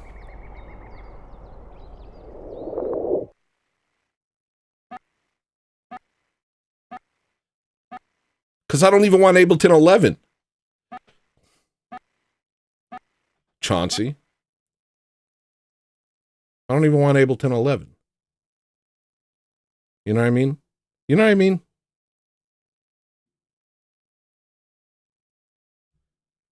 I don't need half of this stuff. The only reason I got Ableton 11 is because you can group... No, the only reason I got Ableton 11 was because I bought some VSTs that were like VST 3 or 64-bit or something like that, and I couldn't open them on Ableton 9. And I really needed those VSTs, and I couldn't find a version that was older. So I was just like, okay, I guess I have to buy Ableton 11 now. All right, let's check out Not Legit Kool-Aid, who sent me a song. If you cool pants me on my own stream, Not Legit Kool-Aid, if this song is better than my music, there will be consequences and repercussions.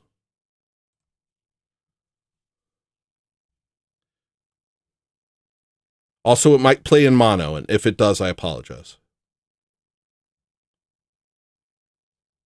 Dang, boy.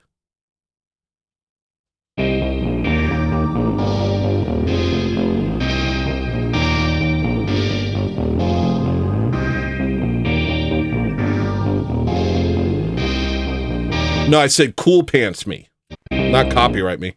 Does that sound like it's in mono? Maybe I can download it. I don't want to do you dirty. How do I download it? Can you make it downloadable? Because it's playing in mono, I think. It's a thing that I have to deal with. Can you make it downloadable and then I'll play it? Because I like how it sounds so far.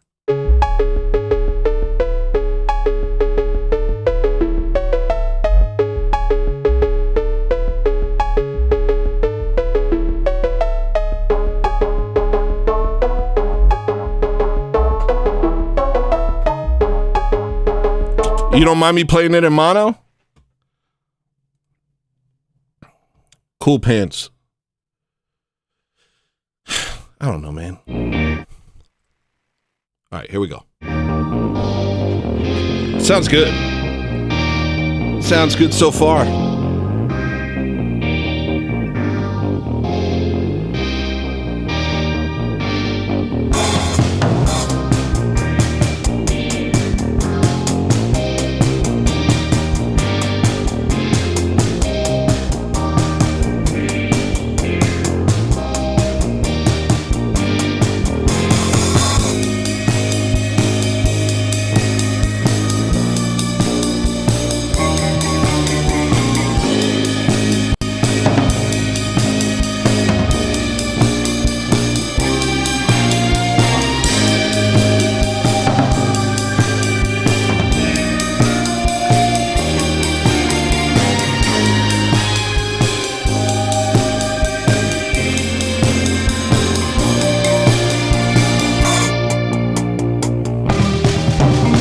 To be honest, I made up cool pantsing.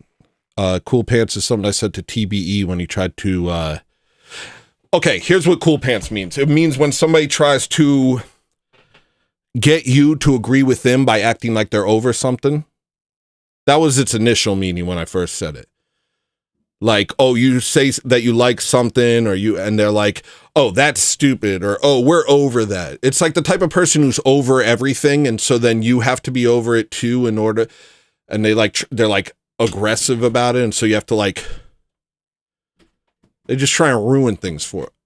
And TBE doesn't do that all the time, but he did that, and I said, don't cool pants me, TBE. But then I also think, any situation where somebody's like, trying to be like cooler than you, or trying to show you up, or so like, I don't know, I just made it up, I don't know. That's wonderful, Not Legit Kool-Aid. I'm glad to hear you're going to an Orthodox church. Thank you, Orbis Globus Unum Sanctum.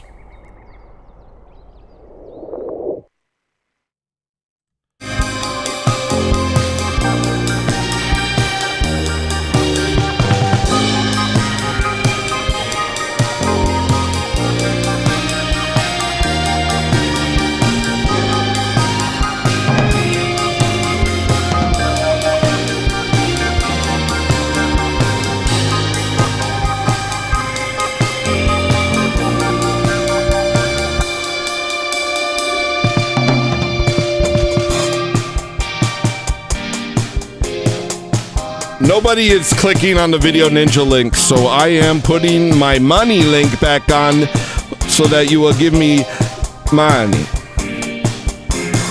Jim Bob in the chat.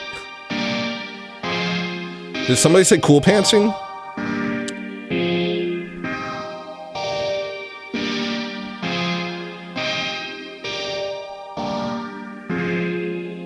Nice work. I dug it. How do you guys Well, like? it's you, the Capital One Bank guy. That's what they call me. Mind if I don't call you that? All right. How do you guys keep up the aura for this one? I don't know how I can. I'm running out of aura here. It's like you just. I can't stream this many times a week. I just run out. I gotta go back into my shell and hate myself for a while.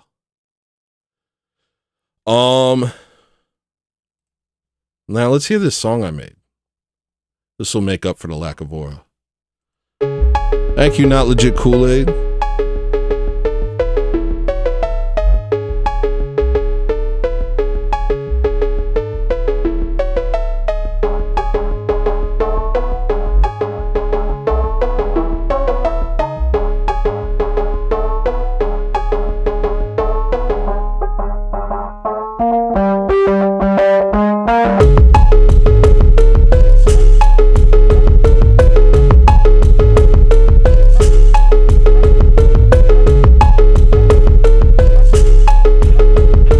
I've never done stand-up.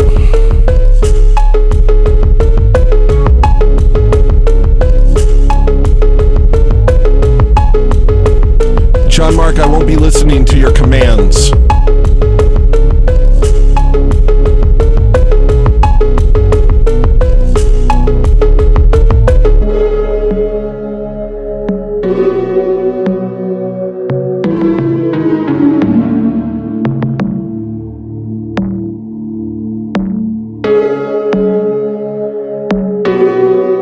This is a good song to drive so fast to. Chauncey's giving an emoji that's making me uncomfortable. Chauncey, what does that mean? I'm uncomfortable, brother. Oh, don't cry, John Mark. Wipe those tears. Don't cry, nigga.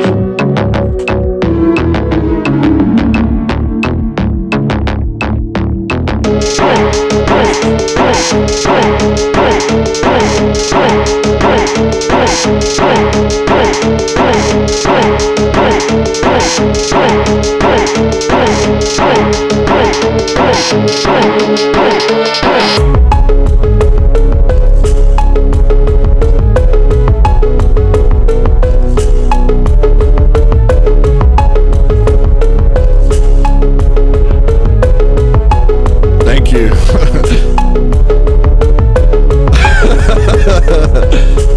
Yeah, it's my own rendition on Billy Joel's Piano Man. Sing us a song in a piano man. You know, you're just a piano man. Hey, sing us a song, you dang piano guy over there. Hit those piano keys. Make the people flee. Bring them to their knees. You're the piano man, baby. All right.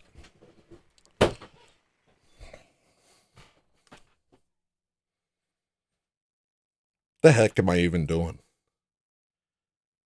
What am I doing?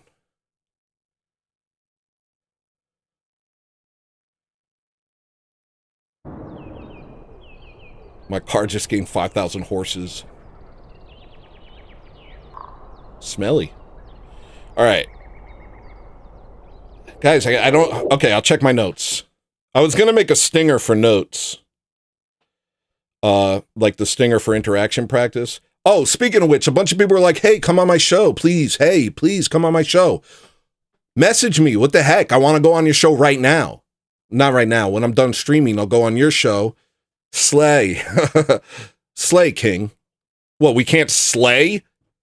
A king can't slay? Where's my glasses? Look, I'm not going to let the trannies steal a word of conquest from us. We do slay. We are kings. We are warriors. Rip the type to let them take the rainbow from us. Hey, yo, guess what? The rainbow's a message of hope, Rip. And slay, that's what we do to our foes. Rip. All right, let me check my notes. I lost my soundboard, but I want to add the Titus laugh to my soundboard. You guys know the Titus laugh? I just want to hear it. It's just nice. Titus laugh. This is just good. Like when somebody says something and they think they're being funny, but it's not funny. You hit them with the...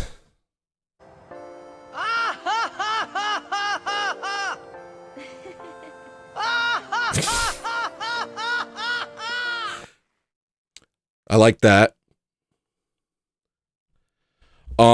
But right now my soundboard's not working. I gotta work on that. See what else I got. I know I got some notes out here. Yeah, who are the people who wanted me on my show? Feed me. Feed me, Seymour. I'm hungry. Let me on your show. I need interaction practice. I made a stinger for interaction practice. I want to play the stinger. The stinger makes me happy. The stinger for interaction practice makes me happy, and I can't play it unless I have an interaction. So please put me on your show. I don't care how small it is. You can literally have one subscriber, and I will be there. I know I'm famous, but I'm just different. You know what I mean? I'm down to earth. I'm like Keanu Reeves.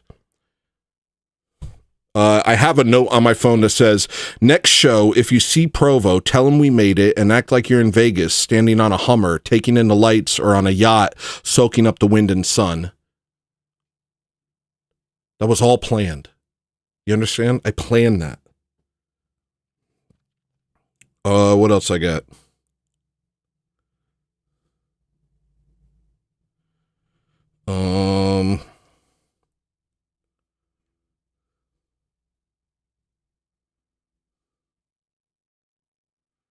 I gotta have something. Give me a freaking note. There's gotta be one note. I got notes. Put up your link. I'll call in for some interaction. That doesn't count as interaction practice. Interaction practice is when I go on your show. Figures Extanglia doesn't get it. Sorry, Extanglia. We love you. No, it's not pinned to the top of the chat. Now the stream elements is pinned to the top of the chat. I'm hoping to siphon money out of your wallets and put it into mine. And why lie? I do want your money. No, and it's fine. It's fine. Okay. I'll put it in the chat one more time. You can come to my show. Come to my show.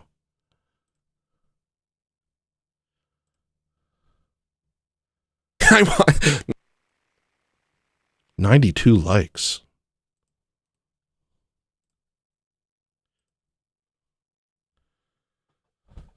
$600 subs? That's awesome. Well, look, I don't know. I have no more content. I just kind of go off of vibes here. You guys want to read my tweets? We can read my tweets. Did I say anything? It's time for a super aggressive and totally obscene profit break. The grift must continue to help fund this great entertainment. Send them dono chats, supers, and gifterships. Boys, the grift must continue. He said it, not me. I don't care about money.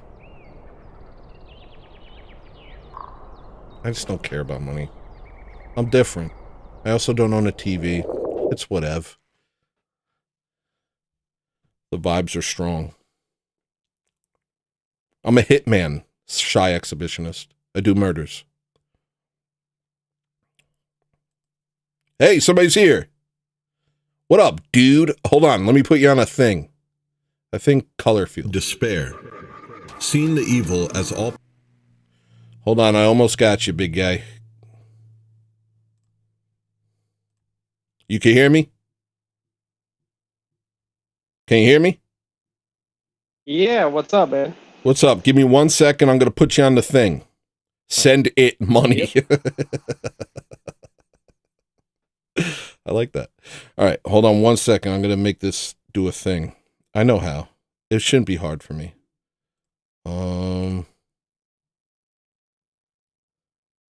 Yes.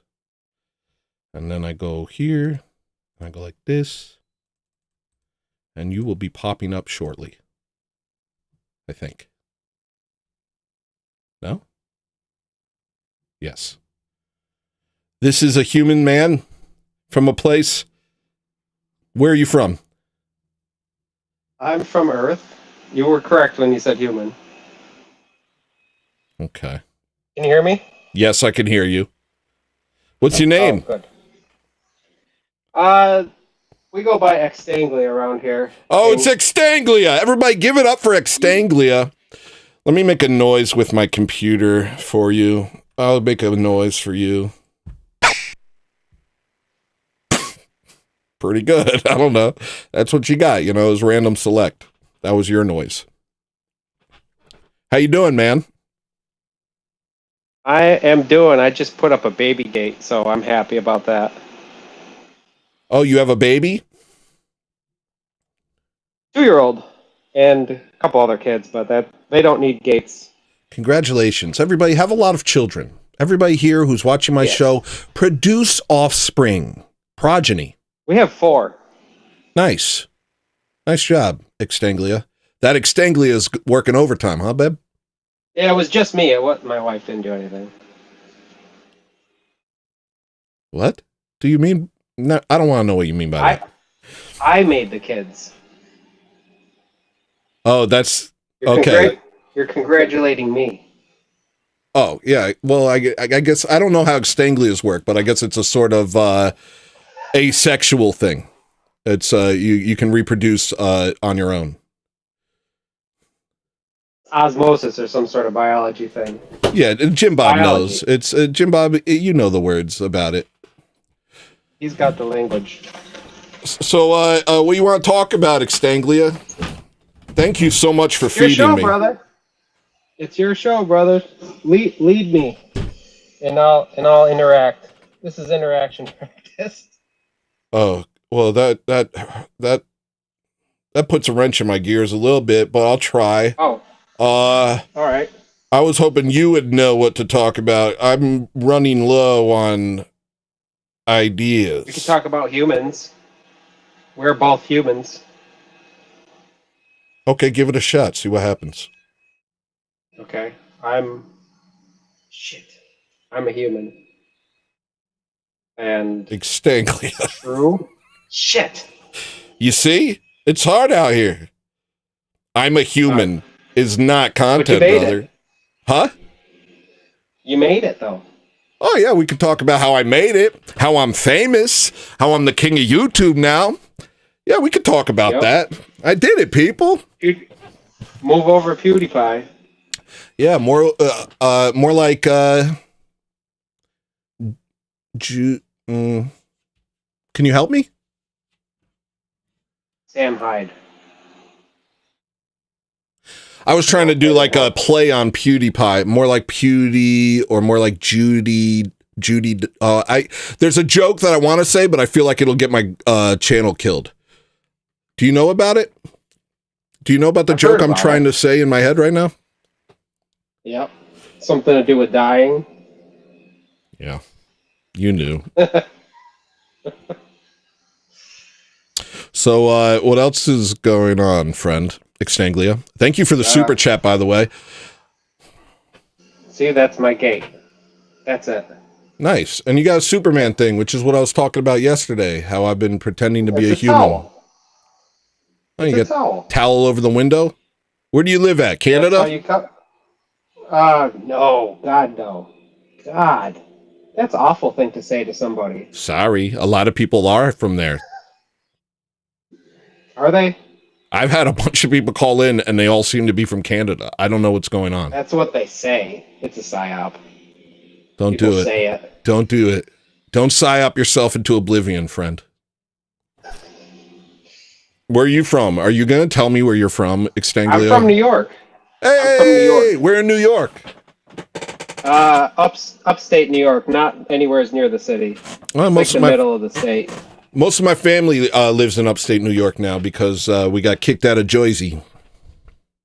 Yeah? Yeah. Latinos. Forget about it. Latinos.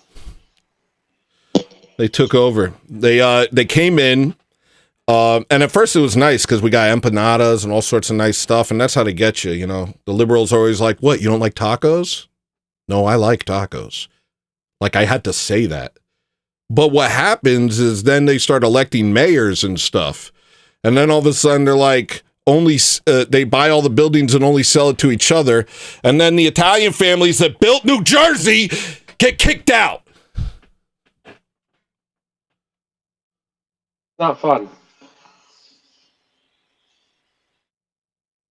I see the seriousness in your eyes. Reflected. So this is It's going well. this is going well. I'm going to show my viewers how to practice silence with another person for a moment, if you'll indulge.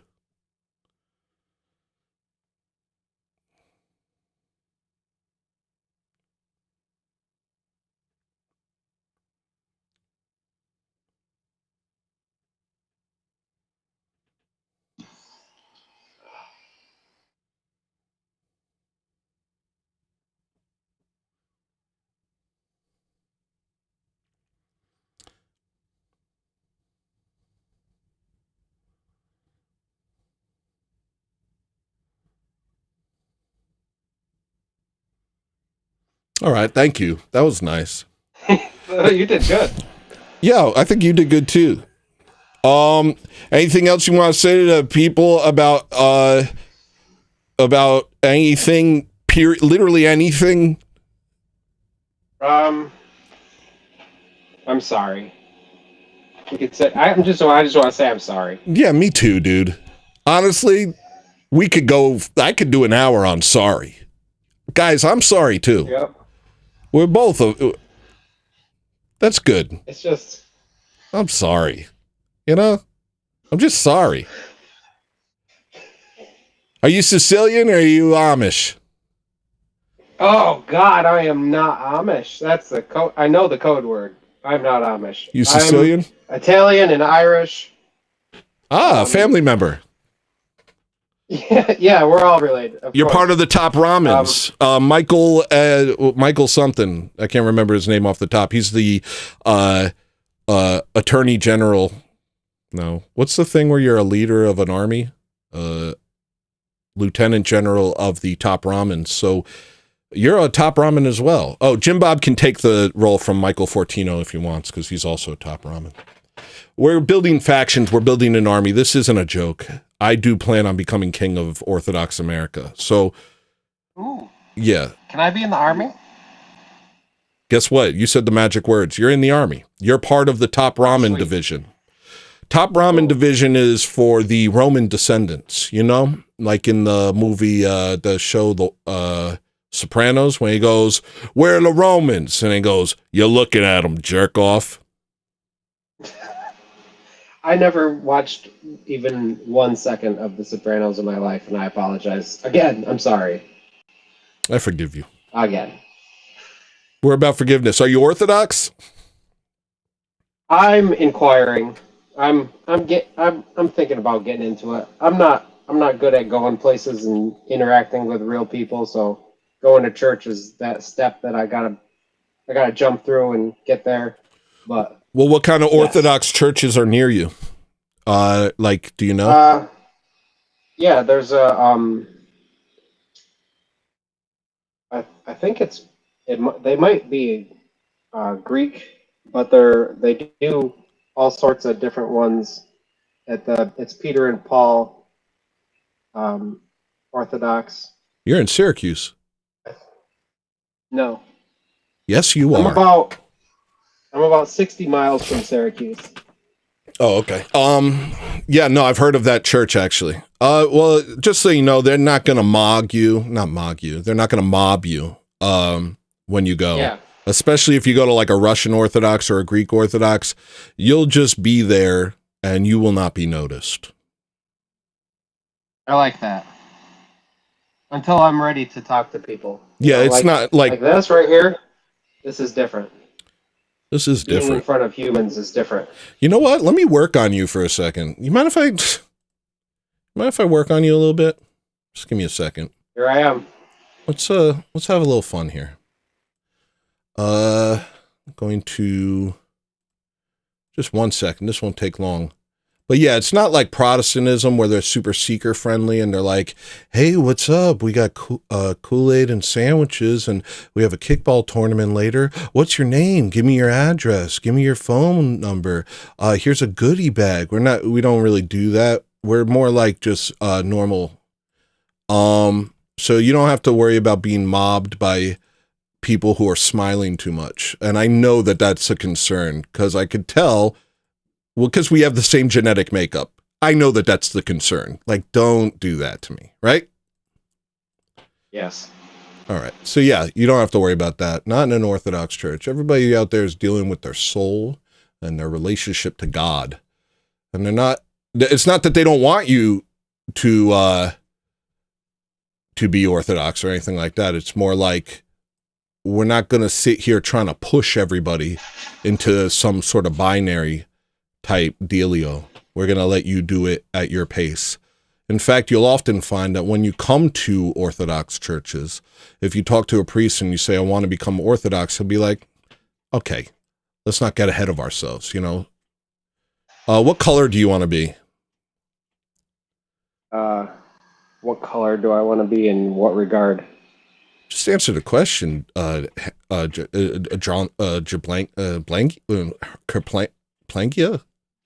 Blue? Yeah. Blue. Okay. There we go. And you're blue, my friend. And I hope that's working for you. It's working for my audience, I imagine. Good. So yeah, I would say don't feel any jitters about coming to an Orthodox church. It's really nice. You'll enjoy yourself and you'll be transformed in a matter of moments and everything will be new for you. And everyone here will agree. And then you can join Top Ramen. You can't be a Top Ramen if you're not Orthodox. We're trying to start an Orthodox monarchy here. We can't just be letting everybody out here. Oh, don't get too close. I'm sensitive and I don't like being touched. There we go. Okay. What was your name again? Tranglia? Wait, I forgot your name. Extanglia? Extanglia. Sorry. Okay.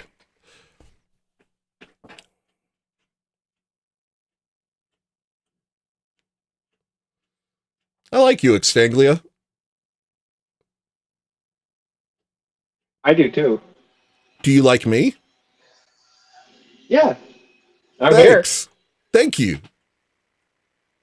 Oh, they want you to be red. Are you okay with being red? No, we don't like red. We want to be blue. I don't blame you. Red's too communist. Real. Red was my favorite color growing up. Does that make sense? Red was my favorite color growing up. This is an odd conversation. I didn't like it anymore. Don't you think more houses should have urinals? It just hit me how surreal and unusual this conversation is. There's like a long feedback, so like I'll say something and then you'll stand there and kind of look at me for a minute and then you'll nod and then you'll respond. No, that's me just being awkward. Oh, I didn't know. I just wait. Oh, okay. Bit of a power play, Extanglia. No, awkwardness. Oh, okay. I'm sorry. I'm legally insane. I'm not legally, but I just haven't. They don't know yet. All right. Do you guys like this? Is this going well for everyone? Is this your husband, Tiffany Angel? Is this your husband? Oh, no. Okay, so you want a urinal in your house.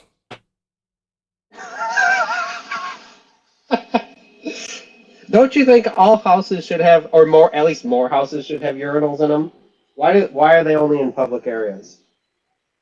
They're pretty friggin' handy.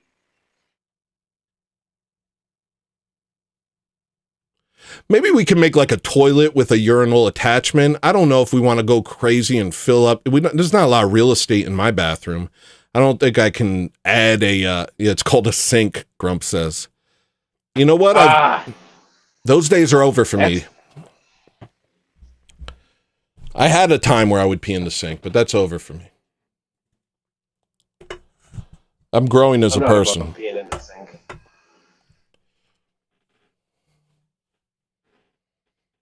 All right. You ever look around your surroundings and just be like, this is my living space? I try not to. I try not to. I can get really in my head about stuff very quickly if I allow myself to. Like I get into like a nothing is real kind of, what's it called? The detachment, not detachment, derealization. Dissociation. Yeah, dissociation. I can get into that really easily, so I try hard to just know that things are real. Look how low my ceiling is. Oh, we'll have to turn off your effects. Hold on. I have a lot of effects on you right now. Oh, that's good. Okay, how low's your ceiling? It's low. It's right there. There it is. I'm not tall. I'm not like 9 feet 20 inches or anything. How tall are you?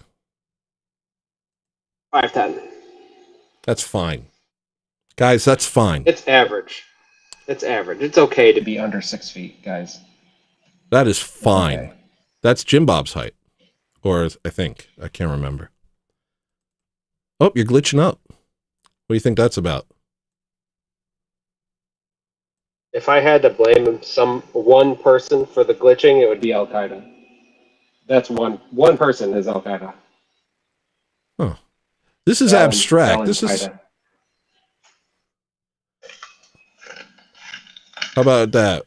Is that interesting? I can't see it. I'm on the whatever. It's up to the audience. I'm on your ninja room. All right. Well, thank you for coming to my show. I love you and I appreciate you. Go ahead and check out the Orthodox Church near you. Don't be afraid. Don't be worried. Your house looks nice. I like the color blue. I think maybe that's why I guessed that you might like the color blue. Blue's nice. There's no blue. There's no blue. That's not blue? That's a cozy little house you got there. That's a very cozy home. And I appreciate you coming on my show and feeding me. Anytime. Thank you, friend. Have a wonderful day. And go be Orthodox. Yeah. All right, bye. Was that something? Was that content? Everybody tell me, say content if that was content.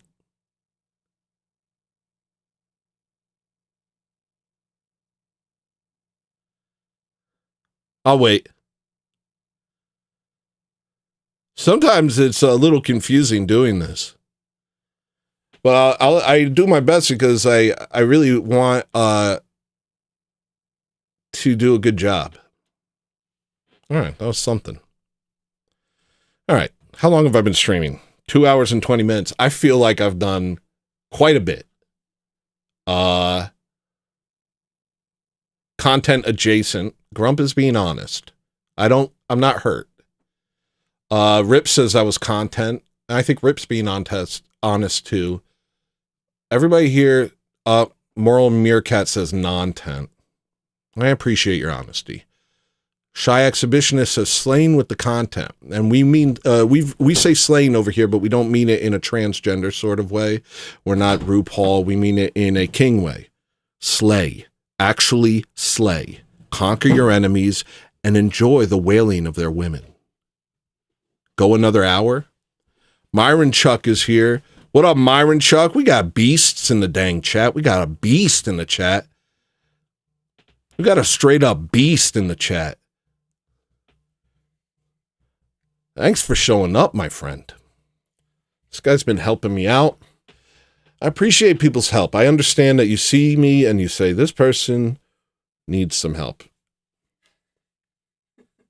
And I think, go with that instinct. I think you're correct. I do need a little bit of help.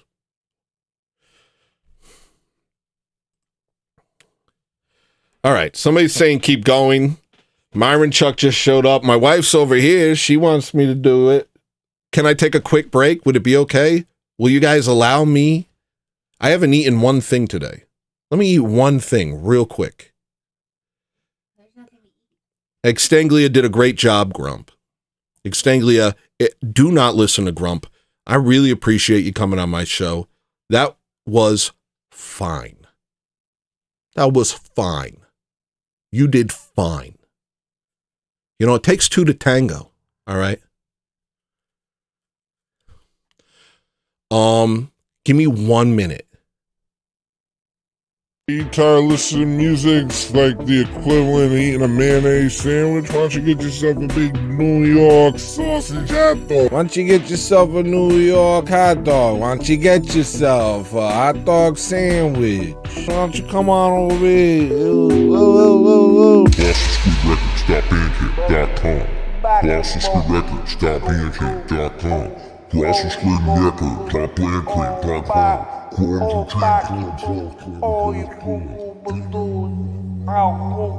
You tired of making bad decisions all your life? Why don't you make one good decision once in your life and buy my freaking music?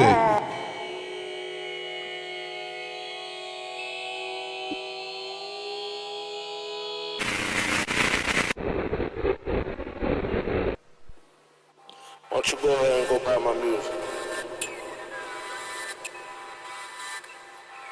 Why don't you buy my music? Huh? Why don't you go ahead and go buy my music right now, huh? Buy my stupid music, all right, jerk?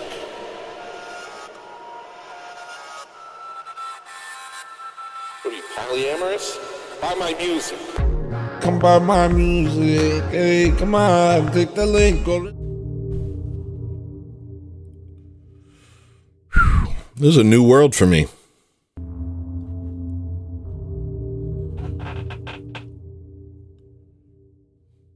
Extanglia did great. Do not let anyone take you down, Extanglia. I appreciate you.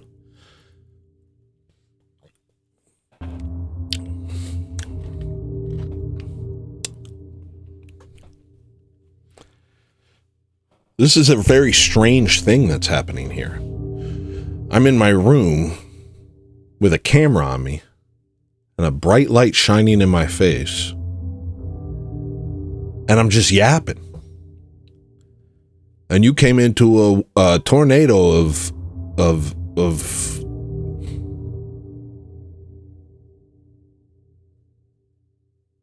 tornado. A tornado of tornadoes, you know? A tornado made up mostly of smaller tornadoes. How many hot dog sandwiches did you just eat? Rip. I didn't eat anything. I went over to the fridge and I was like, is there anything to eat? And my wife said, no. And I said, am I doing a good job? And she said, I don't know. I said, don't tell me that. Don't say that. And she got, I don't know. I haven't been around. Once Extanglia came on, I had to go do something. And I said, okay, what about before that? And she said, you're doing great. You're awesome. You're so funny. You're so talented. You're doing so good. And I said, okay, thank you. I'll keep trying real hard. There's a lot of people watching me now, and that didn't used to happen. There's a lot of episodes of this show that was just me alone, and that was easier. But not that I don't like this. I like this. This is nice. It's like nothing else. It's not really like anything else. It's like having to do stuff, you know? Yeah, I have to do stuff.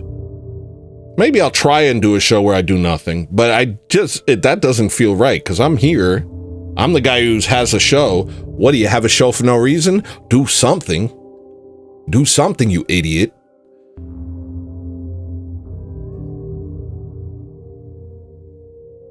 So I gotta do something. And so that's a very strange situation. It's like the type of situation you're only in if there's like a gang of banditos and they're aiming guns at you and they're like, dance, you have to dance or we'll shoot you. And you're like, and you're like, say something funny. A guy walked into a bar, you know, Will Smith. I'll jump off jump on once my Doffy is ready. I think Mirren Chuck is a Crip, or is a Blood. He doesn't say C's.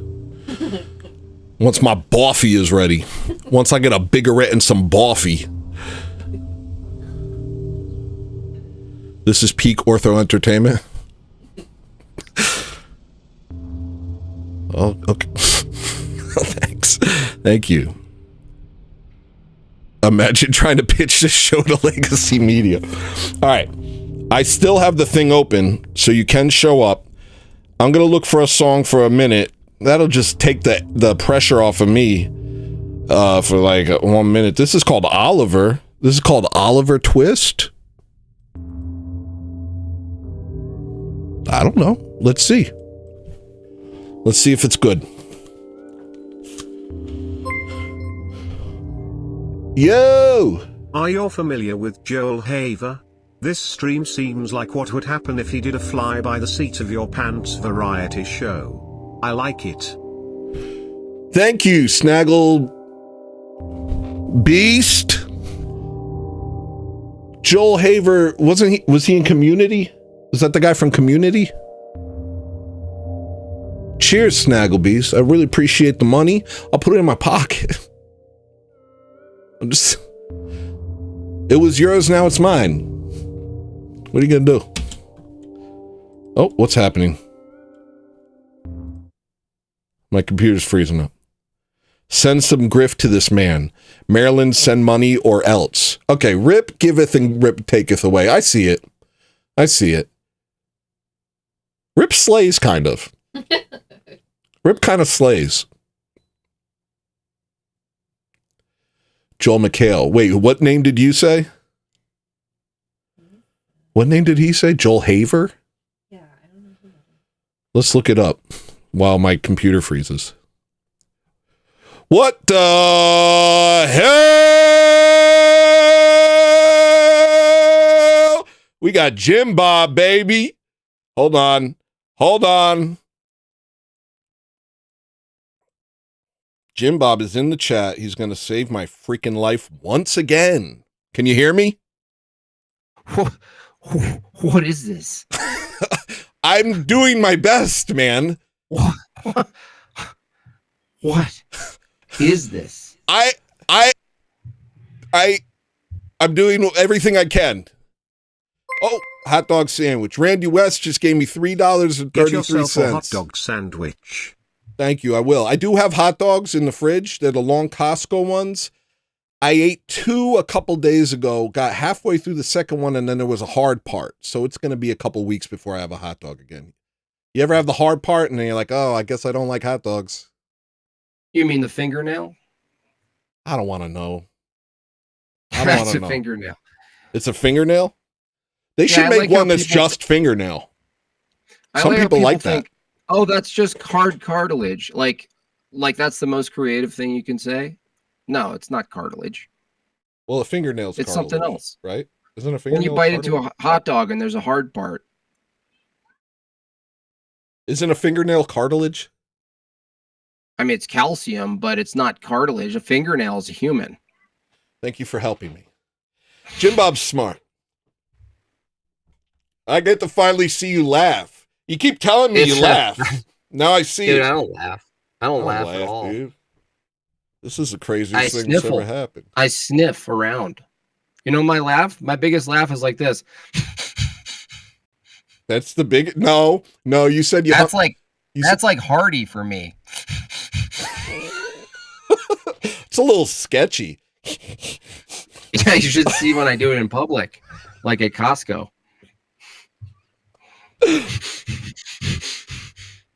Yeah, that's uncomfortable.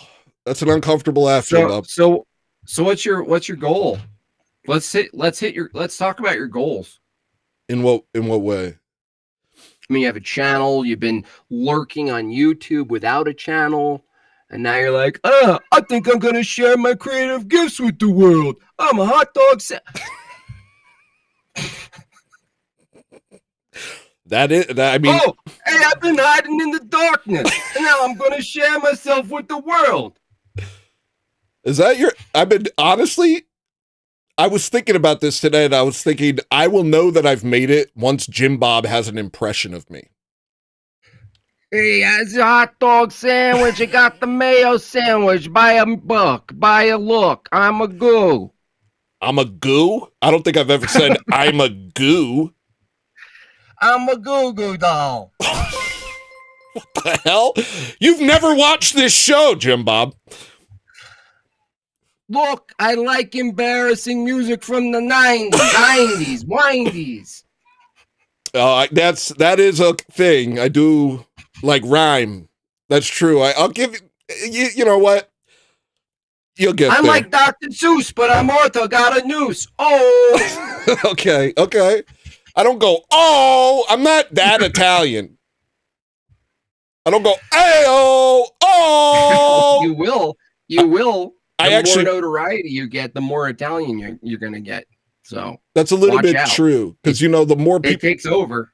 The more people show up, the more I feel like I have to constantly be on, and I just stretch myself very At least thin. you have the joyful Sicilian aspect. I have the kind that wants to throw a spear through someone's neck.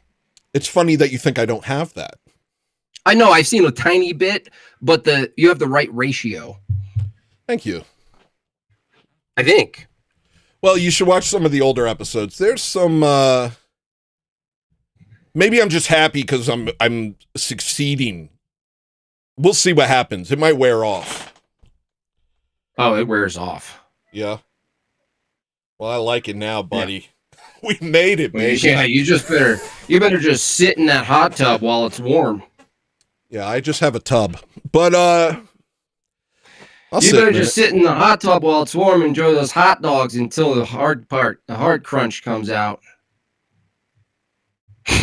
Okay. Okay.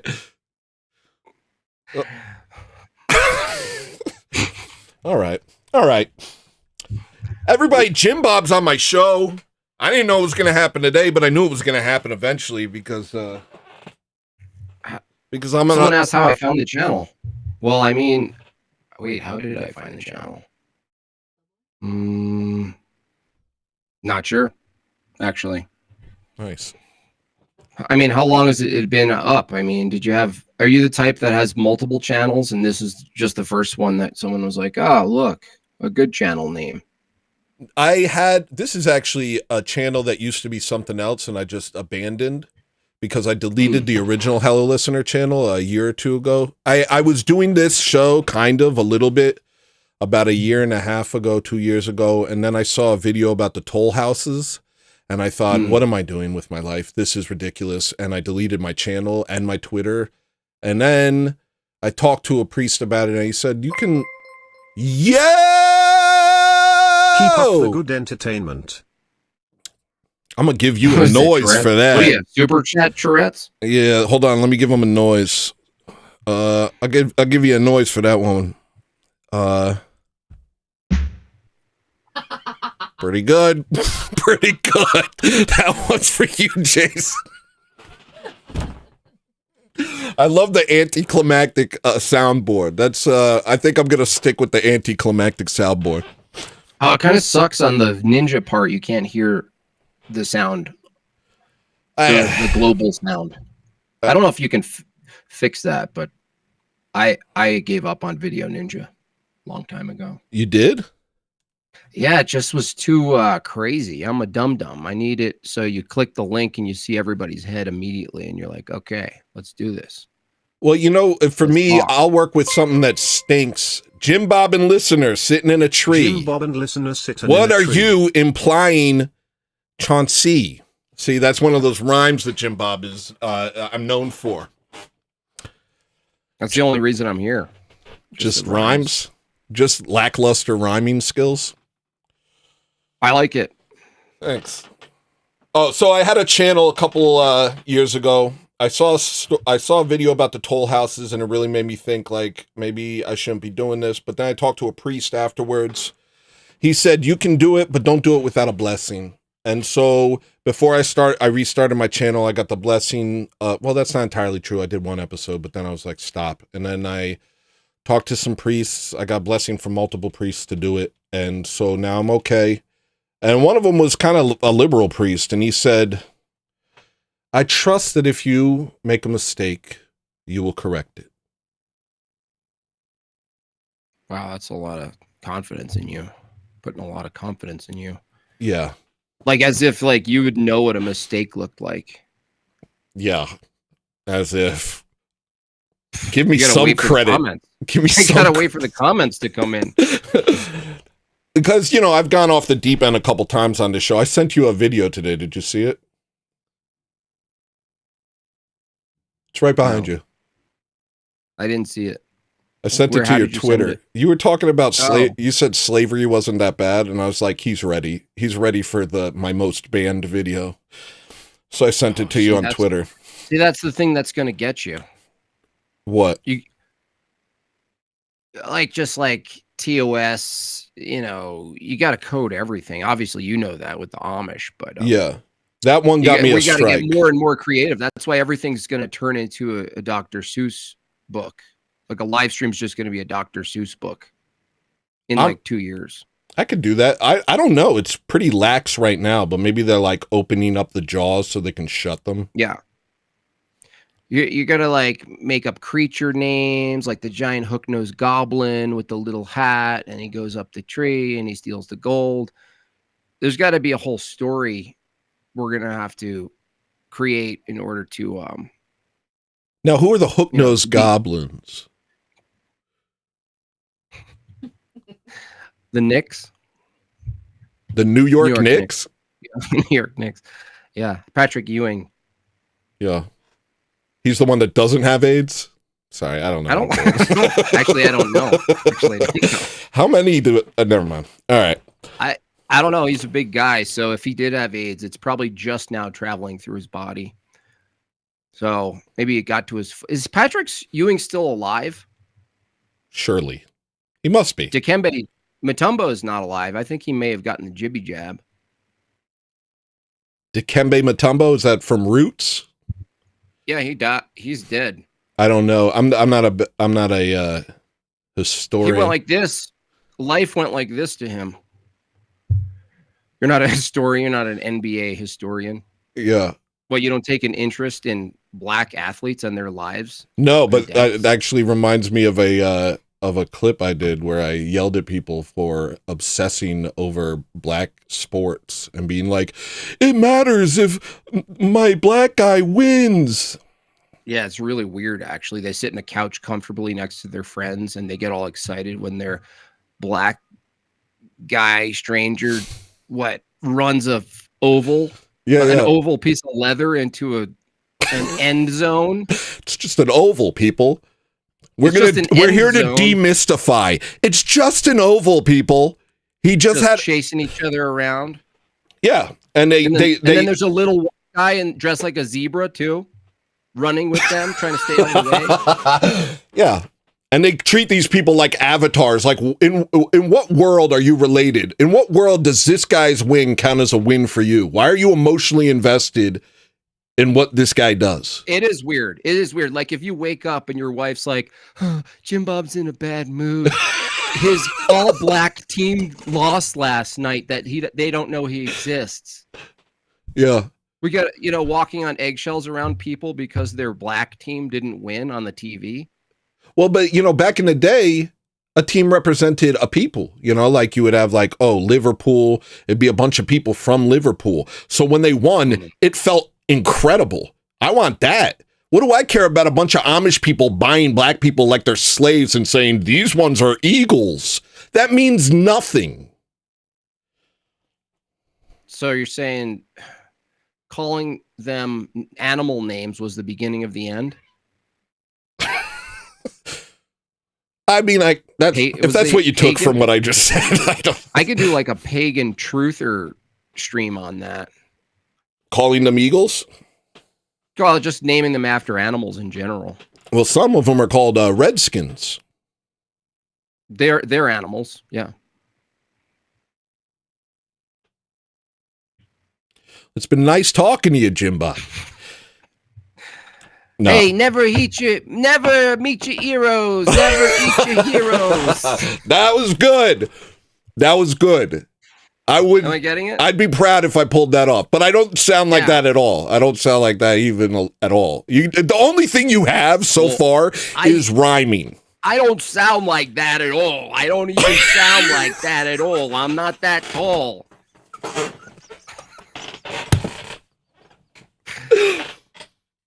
Oh man.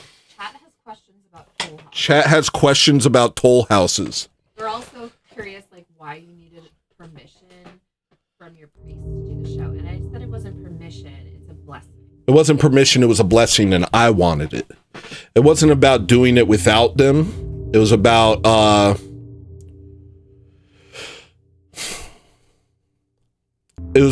wanted a blessing to go into it.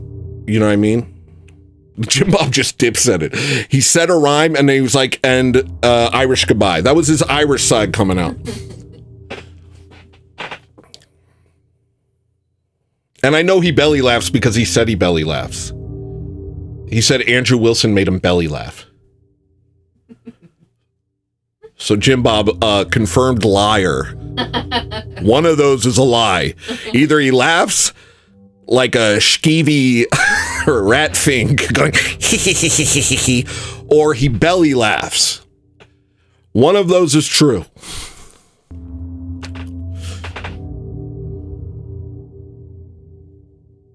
Do we have Ushbaka playing? Okay. I can't hear it. I would like to hear it. Let me listen to it. I'm going to make it so I can hear it. Ushbaka. Oh, that's nice. Oh, it just feels good. He's his own pig snake. What an Irish goodbye.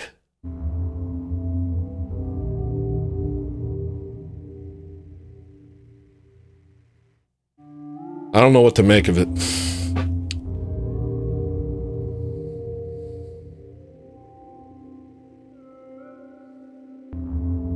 I hope he still likes me.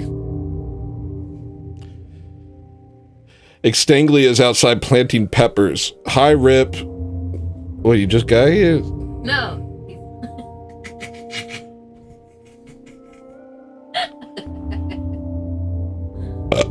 I leave like that too. In real life. And Randy West is Irish. All right. I think I had a song I was about to open. Let's see what happens. I don't know how much longer I can keep this up. Put your video thing in the chat again. What video thing? Your video thing. All right. If you want to come in, you can. Hold on. Here's the link. Go to sync. Take a drink. I hope I didn't hurt Jim Bob's feelings by telling him his impression of me was false. False impression, Jim Bob. False! Hold on. Let me see. Yelling is comedy. Yelling is funny. Sorry. All right, here we go. Somebody gave me a bunch of money. Yeah. Jason gave me a bunch of freaking stinking money. Thank you for the money, Jason. Wait, whoa, it's getting away. It's getting away. There we go. Replace pin message. If you want to jump on the dang thing, there it is. And, yeah, he just disappeared. Wow, he kind of cool pantsed me, didn't he? He came into my chat, made me giggle like a schoolgirl, and then left without a word and never spoke in my chat again. What the hell, dude? You trying to put me on tilt in front of all your fans, which are now mine? They're mine. I've stolen them. Thanks for the fans. All right, here we go. Let's see what this is.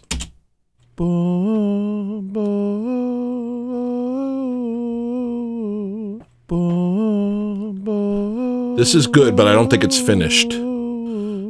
Nowadays we do what we say we'll do. No more posturing and playing cool. No, that breaks the rules. Compared to what I'm here for good. Yo! They live like hold up. Hold on one second. Let me set it up. Every single thing that broke. We got Myron Chuck, people. This is the day. You're muted, I think, bud. Let me put you up here.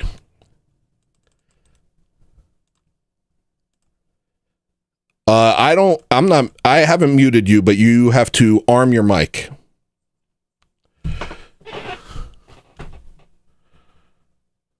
Right now, we just got video. Let's take a look at him. Look at this fella right here. Huh? Hello. What a bass. You got to sing in the choir, man. It's not so bad. Can you hear me? Can you hear me? Is that better? I can hear you. You got to sing in the choir. It's not so bad. It's nice. The offer hasn't been extended. So. Well, then, yeah, don't do it. I only did it because it was offered, you know. I kind of get that. I'm the same way. I'm basically my tactic with church is I just go and then I let things happen. that's basically it. That's kind of my tactic with everything. I think that's a good way to go about things. Hey, congrats on the growth, my friend. Look at you go, man. Thank you, man. This is like a nice thing. This time yesterday, you were like sub 500. Now you're like, what, 600 and something? I don't even know. Let me check. Look at that. Let me check. I got 603 subscribers. Yeah, not that the numbers mean everything, but they mean something, so... Yeah, I try not to look at the numbers too much, especially like the numbers of viewers, because that'll throw me off. But oh yeah, I definitely appreciate it. This is like it's a positive turn in my story arc. Oh, you're making art, man. That's good. Thanks, man. How are you? I'm well. Wife and child are away for a week. I heard. So it's very weird. I've just have my little morning rituals and getting the kid ready and all that stuff, or days off. You're aware that wife and child will wake up at some point and have to deal with that, and then just not having that is weird. Yeah, it's just like, oh yeah, I can smoke in the house and be a fool, and so it's okay. So. Yeah, I can't imagine that. I think if my wife weren't here for a couple days, I'd quickly downward spiral. She's constantly telling me I'm a good boy, and I think if she stopped, I would think I was a bad boy. You know what I mean? This is true. You might OD on the hot dog sandwiches. What's the deal with a hot dog sandwich? I'm Canadian living in Australia. This is like, is that just a hot dog? I just said it. I don't know. It's kind of stuck with people, but it was just... I just said, why don't you get yourself a New York hot dog? Why don't you get yourself a hot dog sandwich? It was just like fun to say. But to me, like, people say I'm funny, but to me it's like just about just saying things in a way it's almost musical. That's so gay and pretentious. Okay. Show's over. You want to talk about your YouTube art now?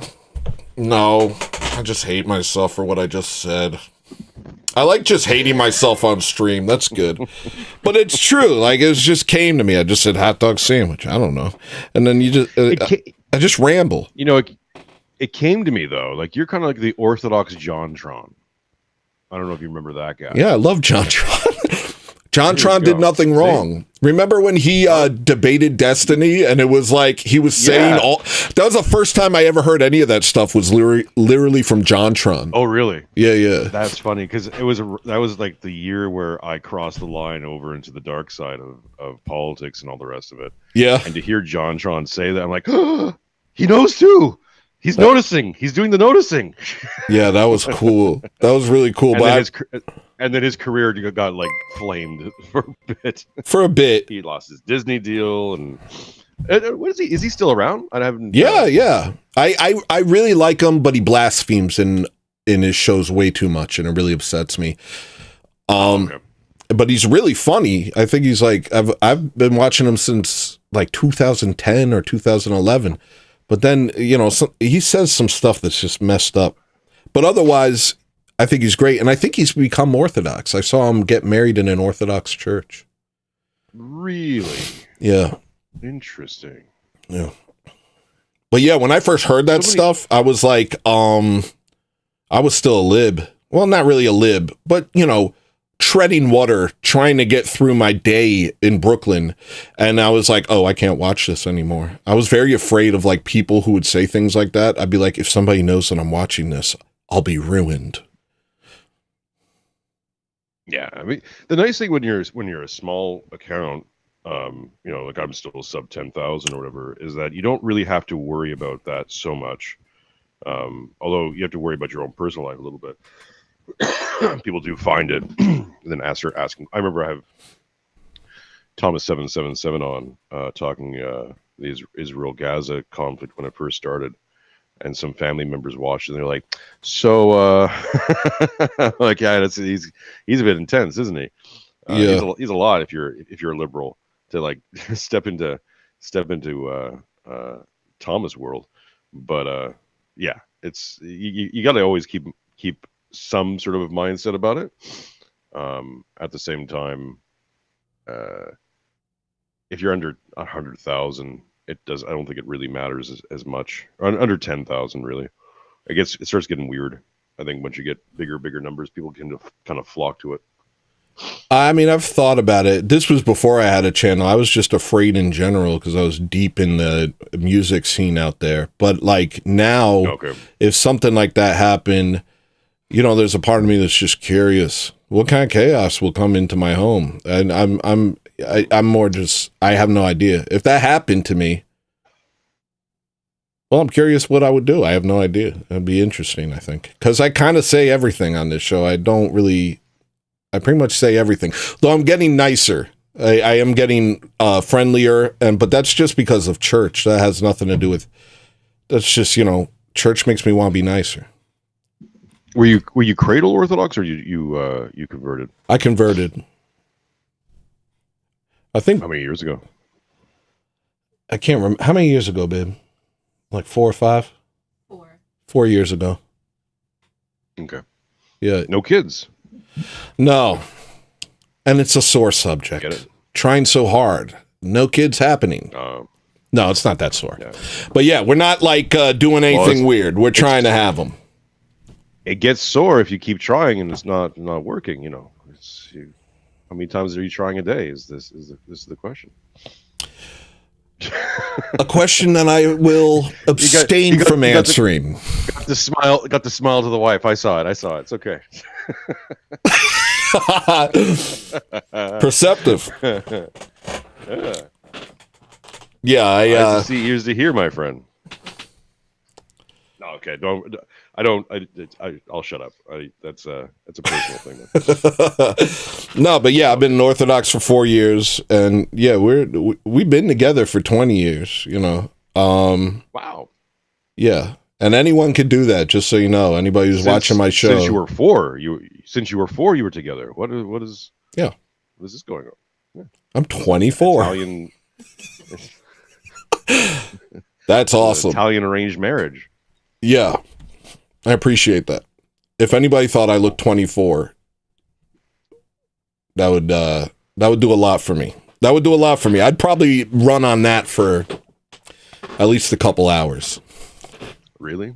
Yeah. See, if someone said I look 24, I'd be insulted. I'd be like, wait, I haven't lived this long. Actually, I remember when I was in my like 20s and 30s. Sorry, go on. No, it's just it would feel like a downgrade. Like, how dare you, sir? I've lived this long, and now you're calling me a kid. Why? Well, when I was in my 20s and 30s, I wondered, like, is this my final form? Like, I would think of, like, pictures of people from the past, and, like, you have this is who they are. This is what they're like. This is what they look like, and it becomes, like, kind of encapsulated in history. And I've always thought, when do I get that? When do I become who I am? When do I look the way I'll always look? Face aging is weird, right? Face aging is an interesting thing because you see yourself as a kid, like a kid, and then you hit those 20s, 20 to mid 30s, and you don't really change. I mean, some people do, but I'll speak personally. It didn't really change that much. Yeah. You know, kind of more or less looked the same. A little bit of weight gain, a little bit of weight loss, in the bracket. And then you hit your 40s and you start getting 40s face. Yeah. And now I'm pushing 50, and I'm waiting for 50 face to come in, where it's just like a lot of lines will just start to materialize. I'm 41. Oh yeah, really? Yeah, but I have Italian genes, and it's crazy. Like my mother looked like she was in her 30s till she was like 60, till she was like 50 something. So, and my uncle's the same way. There's like I don't know what it is. I think it's just a lack of hard work. Nah, my mom was, whatever. But I'm just saying. It's the olive oil. Yeah. But I feel like I stopped thinking about how I look, so maybe this is how I look forever. Maybe I've finally hit this is my actual face. It's this, and I don't know if it's like if it's got a look to it. I don't know, but you know what I mean? Like you have whoa, the light just changed. You have like an idea of someone. Tom Cruise is always going to look like Tom Cruise from like, I don't know, Mission Impossible something. Well, he has though, right? That's the weird thing about him, right? Is that he hasn't looked much different since like freaking it's like Top Gun, really. Like he was twinkier when he was younger. Yeah, that's true. Gotten slightly less twinkier. He's got he's like what 70 now, 60 something, and he's still jumping out of planes, and he has a 6-pack, and he still looks great. That's white excellence. I know he's a Scientologist, but he's white excellence. Yeah, but he's white excellence.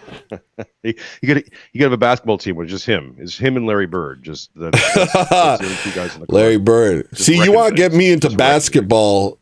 Talk about Larry Bird. All of a sudden, I'm super. Oh, a white guy who did wonderful, and everyone respects him. Then I've watched a lot of Larry Bird videos, like a lot. Well, there was that white. I don't watch basketball. I had a roommate way back when who did. Who was it? There was a white Canadian guy who did really well. Who was he was like the next Larry Bird. He played for, I want to say BC or something. I don't know. It's just a circle, It's just a circle, as Jim Bob would say. It's just a circle. You're throwing a circle. Circles inside of circles. It's very simple. Reductio ad absurdium. It's probably why Canadians invented it. They're like, look, you just put the thing in the thing. Canadians invented basketball? They did.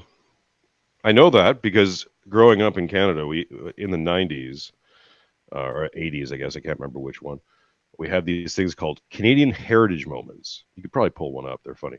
Because there's one where they're celebrating that there's a Canadian neuroscientist who figured out strokes, and it starts off with, Doctor, I smell burnt toast. And then she has a stroke.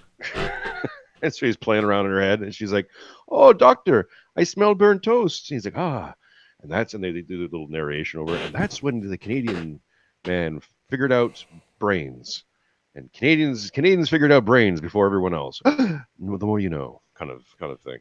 They're hilarious. There's another one about basketball where it was invented by like some Canadian at a college, I want to say Waterloo or something like that. University of Toronto or I can't remember.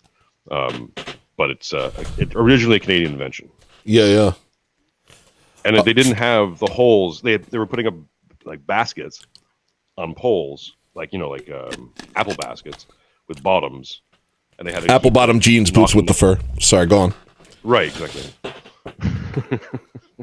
With Jinko jeans, and so they had to keep like popping the ball out of the basket. And he's like, why don't we just cut the bottom out of the basket? And I was like, oh my god. Canadian man figured it out. Look, brilliant. Canadians invented bottomless baskets for basketball. Nice. And Americans created bottomless wings. Right. Much better. We have, do you know about Boards of Canada? Boards of Canada.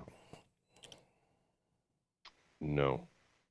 Okay, so it started off as a TV show on public access in like the 70s in Canada, and it had a very grainy kind of nostalgic vibe to it. And then it. Oh, you mean the animation stuff? Yeah.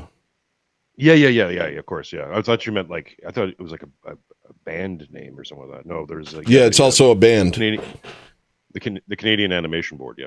Boards. Well, I was going to get to the band, but I wanted to start with like shared like because they became deeply inspired by Boards of Canada and then named their band Boards of Canada, and it has this kind of gauzy, nostalgic sound, and they are my favorite artists, I think, ever. They're like really, really brilliant musicians. Yeah, see, I'm too old for new music. I tapped out. Occasionally, I'll find new stuff that I like Tame Impala, who's originally from out here in Western Australia. Great stuff. But because I'm into weird shit, like give me, I want weird. Someone once said I reminded them fuck, I forget his name, Captain Beefheart. I was like, oh, I'll take that as a compliment, actually. I don't like Captain Beefheart at all. His music is gross to hear. Kind of like Frank Zappa. Frank Zappa's music, when I hear it, I'm just like, this sounds like poopy. This makes me think of poopy. Like, I understand that it's technically brilliant, sure, but who cares? It's bad when I hear it. You know what I mean? Yeah, I'm a Zappa fan, but I also like Tom Waits. Tom Waits I can get with. I like singers who are in my vocal octave. In my vocal range, kind of. Do you sing at all? No. I like Tame Impala too. I don't think they're weird, but I'm crazy. I don't even think Tame Impala's weird. You know, I'm you know what I mean? Put it on a shirt. But have you heard of MGMT? That's kind of in the same realm. No. No management. No. Dang. Well, Boards of Canada is not new. They're 1996. Their pivotal album came out in 1996. I've just been listening to it ever since. And so has somebody in chat. I forget who said it. It might have been Rip, actually. Music has the right to children. It's, I've been obsessed with that album my whole life, actually. I will check it out. Yeah. Another good Canadian band to look at is, maybe you've heard of them, is Godspeed You Black Emperor. Love Godspeed You Black Emperor. I really got into the post-rock scene in the early 2000s. Godspeed You Black Emperor, raise your fists like raise your tiny fists like antenna to the heavens, I think it was the name of the album. Brilliant stuff. Absolutely. They just came out with a new one. They're releasing a new one, or they just released a new one this year, something like that. But yeah, they're good. There's a couple people like that. There's a Silver Mount Zion, Godspeed You Black Emperor. There's a third one. What were they called? Explosions in the Sky. They're all kind of in that post-rock scene. Right. I saw Explosions in the Sky live, actually. In Austin. Like that. Sorry, go on. No, go ahead. I saw them in Austin, and fireworks, at the peak of their set, fireworks started going off. And there was literally explosions in the sky while they played, and they stopped playing and just looked at the fireworks. And when I was what, 20 something, and I came to them because they lived in Austin, so I saw them at a bar later, and I said, "Why did you guys stop playing?" And they looked at me like I was such a douchebag. And now I think I was, because actually that was kind of cool to stop playing, to be like, you know what? We're explosions in the sky, but those are explosions in the sky. And instead of playing with it, we'll just appreciate it with you. I didn't get it. In my mind, I was like, dude, that was like an encore. Play with it. You know? Oh, so this wasn't planned. This was sort of like they were playing, and then there was the concert, and then there was a separate fireworks thing going on. Yeah. And they just stopped and started watching it. I believe that's what they call Kismet. Right? Say what? Man. Man? Who said something about Man? Rip. Yeah, I know Man. I think they're a Philly band, Man. Yeah. I remember them. That sounds like the name of a retard would come up with, though. Like, especially yeah, it's not a great name. What's your band? What's your band name? Man. What is it? Man. Yeah, we have a spin-off. We have a spin-off called Woman.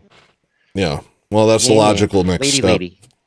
Neutral Milk Hotel is great. And actually, give me 1 second so I can sing the hook.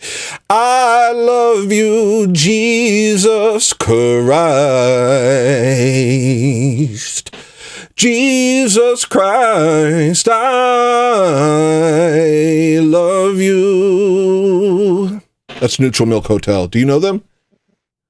No. Oh, they're awesome. Really good. Well, it gets a little old. I've never gotten through a whole album, but that first song is so incredible. And it was kind of revolutionary because, it's the 90s and 2000s. Everybody hates God and they're all into like cutting themselves and doing heroin. And this guy comes out and says that so boldly and proudly. I was like, this is incredible, But then the rest of his stuff seemed like emo notes with teardrop stuff in it. I wasn't really into it. It was a little art classy. This is like pre-Kanye. Maybe this is what Kanye ripped off of. He's like, shit, we can do that. Yeah. Thing. Oh, Rip got to see him live when he was in concert. Yeah, we're not Kanye fans over here. Kanye's the reason I denounced Nick Fuentes. Everybody wants me to denounce him for other reasons, but I denounce him for solely the fact that if you are a Kanye fan and if you keep glazing Kanye, then you are speaking out of both sides of your mouth. On one side, you're saying we need to stop with the degeneracy. I'll wait till your headphones are back on. You can't hear me right now. Oh, I can. On one side, you're saying I'll stop with the. We need to stop with the degeneracy. On the other side of your mouth, you're singing the praises of a person who embodies all the degeneracy that you say you're against. You know what I love about Nick Fuentes is like commenting on him at least anywhere online, because you get these hordes of people just show up and go, no, he's amazing, he's great. No, Nick Fuentes he's not a Fed. He addressed those claims. Look, here's a video of him addressing those claims. Like, yeah, okay, cool. Dude glows. Well, I don't know what to tell you. Like he glows. No, he doesn't. He's not a Fed. He's not a Fed. Okay, I'm the guy that you're making fun of right now. You're making fun of me. I have been defending Nick Fuentes for years, and I'm not a groiper, but I don't believe he's a Fed. I'm starting to think maybe he's gay though. He's lots of things. Here's my thing, right? And this is I have a show or had a series that I'm gonna restart pretty soon called Friend or Fed. And we just take like someone like Donald Trump, Putin, had Curtis Yarvin on with Pete Quinones to do Joe Rogan, and the idea, the concept is really it's kind of get your eyeballs on with the name, and then we spin off from different conversations from it. But this is from Matt Erickson, who I'll be on his show later on today if you want to check that out. Oh, nice. King Build. Shout out to Matt Erickson. Oh, he subscribed to me yesterday thanks to you. Thank you, man. Yeah, he did. He's amazing. He gets it. So Matt once said, like, you can be on the Fed. You can be a Fed without being on the payroll, which essentially means like you can be doing the work of the Fed by substantiating Fed messages or keeping within what I call the liberal frame, and substantiating the liberal frame by just creating dialectics. And this is what Nick and a lot of those guys do. Okay, well, tell me, you know what? Red pill me on this. I don't see it. I've watched his show a lot. I've been watching him since 2019, and I don't see that. But maybe I'm not. Maybe I'm dumb. So what is it? Where's the limited hangout? Where's the controlled opposition? Where is it? Because I'm willing to be corrected if I'm wrong. The controlled opposition comes from in here, right? So this is from I spun off of Father Seraphim Rose's work, and King Pill's in the chat. There's Matt. King Pill, what up, man? Jump in, Matt, if you can. I don't know if you're set up for it, but so what I call the liberal frame is a spin-off from Father Seraphim Rose. Yeah, click the link if you want to come in. Sorry to interrupt. Click the link if you want to come in, King Pill. Go ahead. So in nihilism, Father Seraphim Rose goes through these different, what he would call like different categories of nihilism. And what really was a illumination for me was when he said that that vitalism is really just a form of nihilism. That, so, you know, and vitalism is usually tied to things like fascism and a lot of those movements. That all these things occupy the same category. They're just different aspects of that category. It's something later on that Father Turbo Qualls said that really hit me, was that depression is just another form of pride and vainglory. Like, things aren't working out for me the way I want them to, so now I'm sad. Yeah, yeah. It'd be the same thing as I'm responsible for everything. It's the same mindset, just from different perspectives. So then I started looking at liberalism in general and thinking that, okay, well, you have this thing called liberal frame, and inside the liberal frame is all the ideologies that stemmed out of materialism and nominalism, individualism. All these concepts are alive in all these ideologies, just in different forms.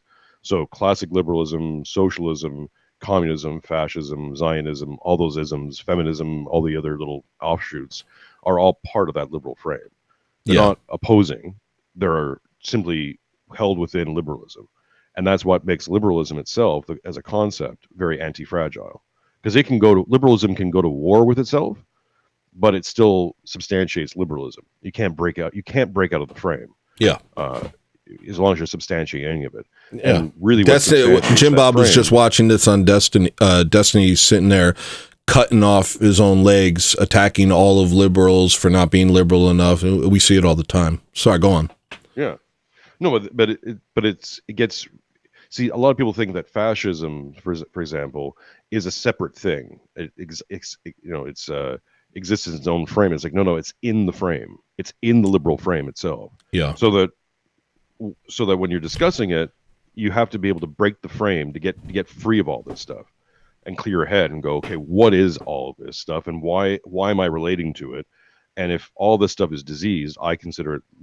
I think the liberal frame is Luciferian to its core, because it inverts all virtues into the passions and exalts the passions, no matter which form of liberalism you're dealing with. So that if you're extending a new system, let's say and everyone's getting very excited about the new technocratic people, whatever. It's like, that's just an extension of the liberalism itself. It doesn't break it.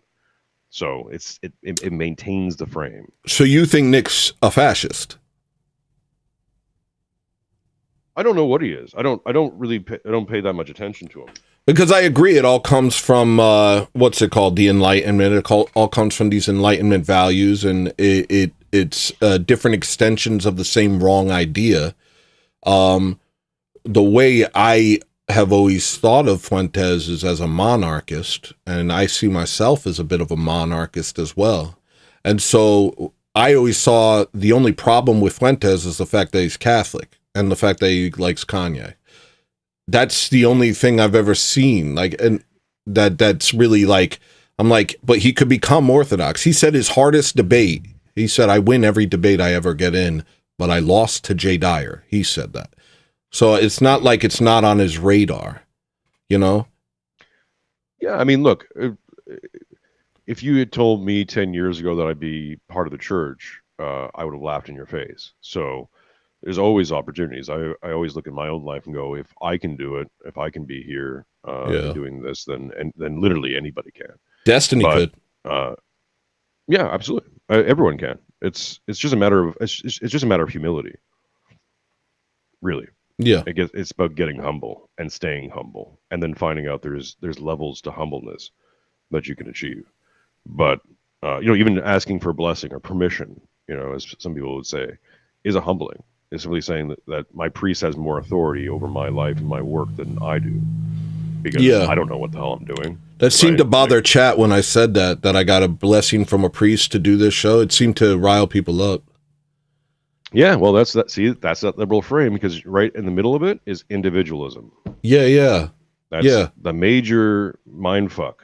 Well, and individualism is kind of like an extension of pride. It's Satan's fall, is saying, no, I want to do it my way. And it basically, it's kind of, what's it called? They said it in A Knight's Tale, willfulness.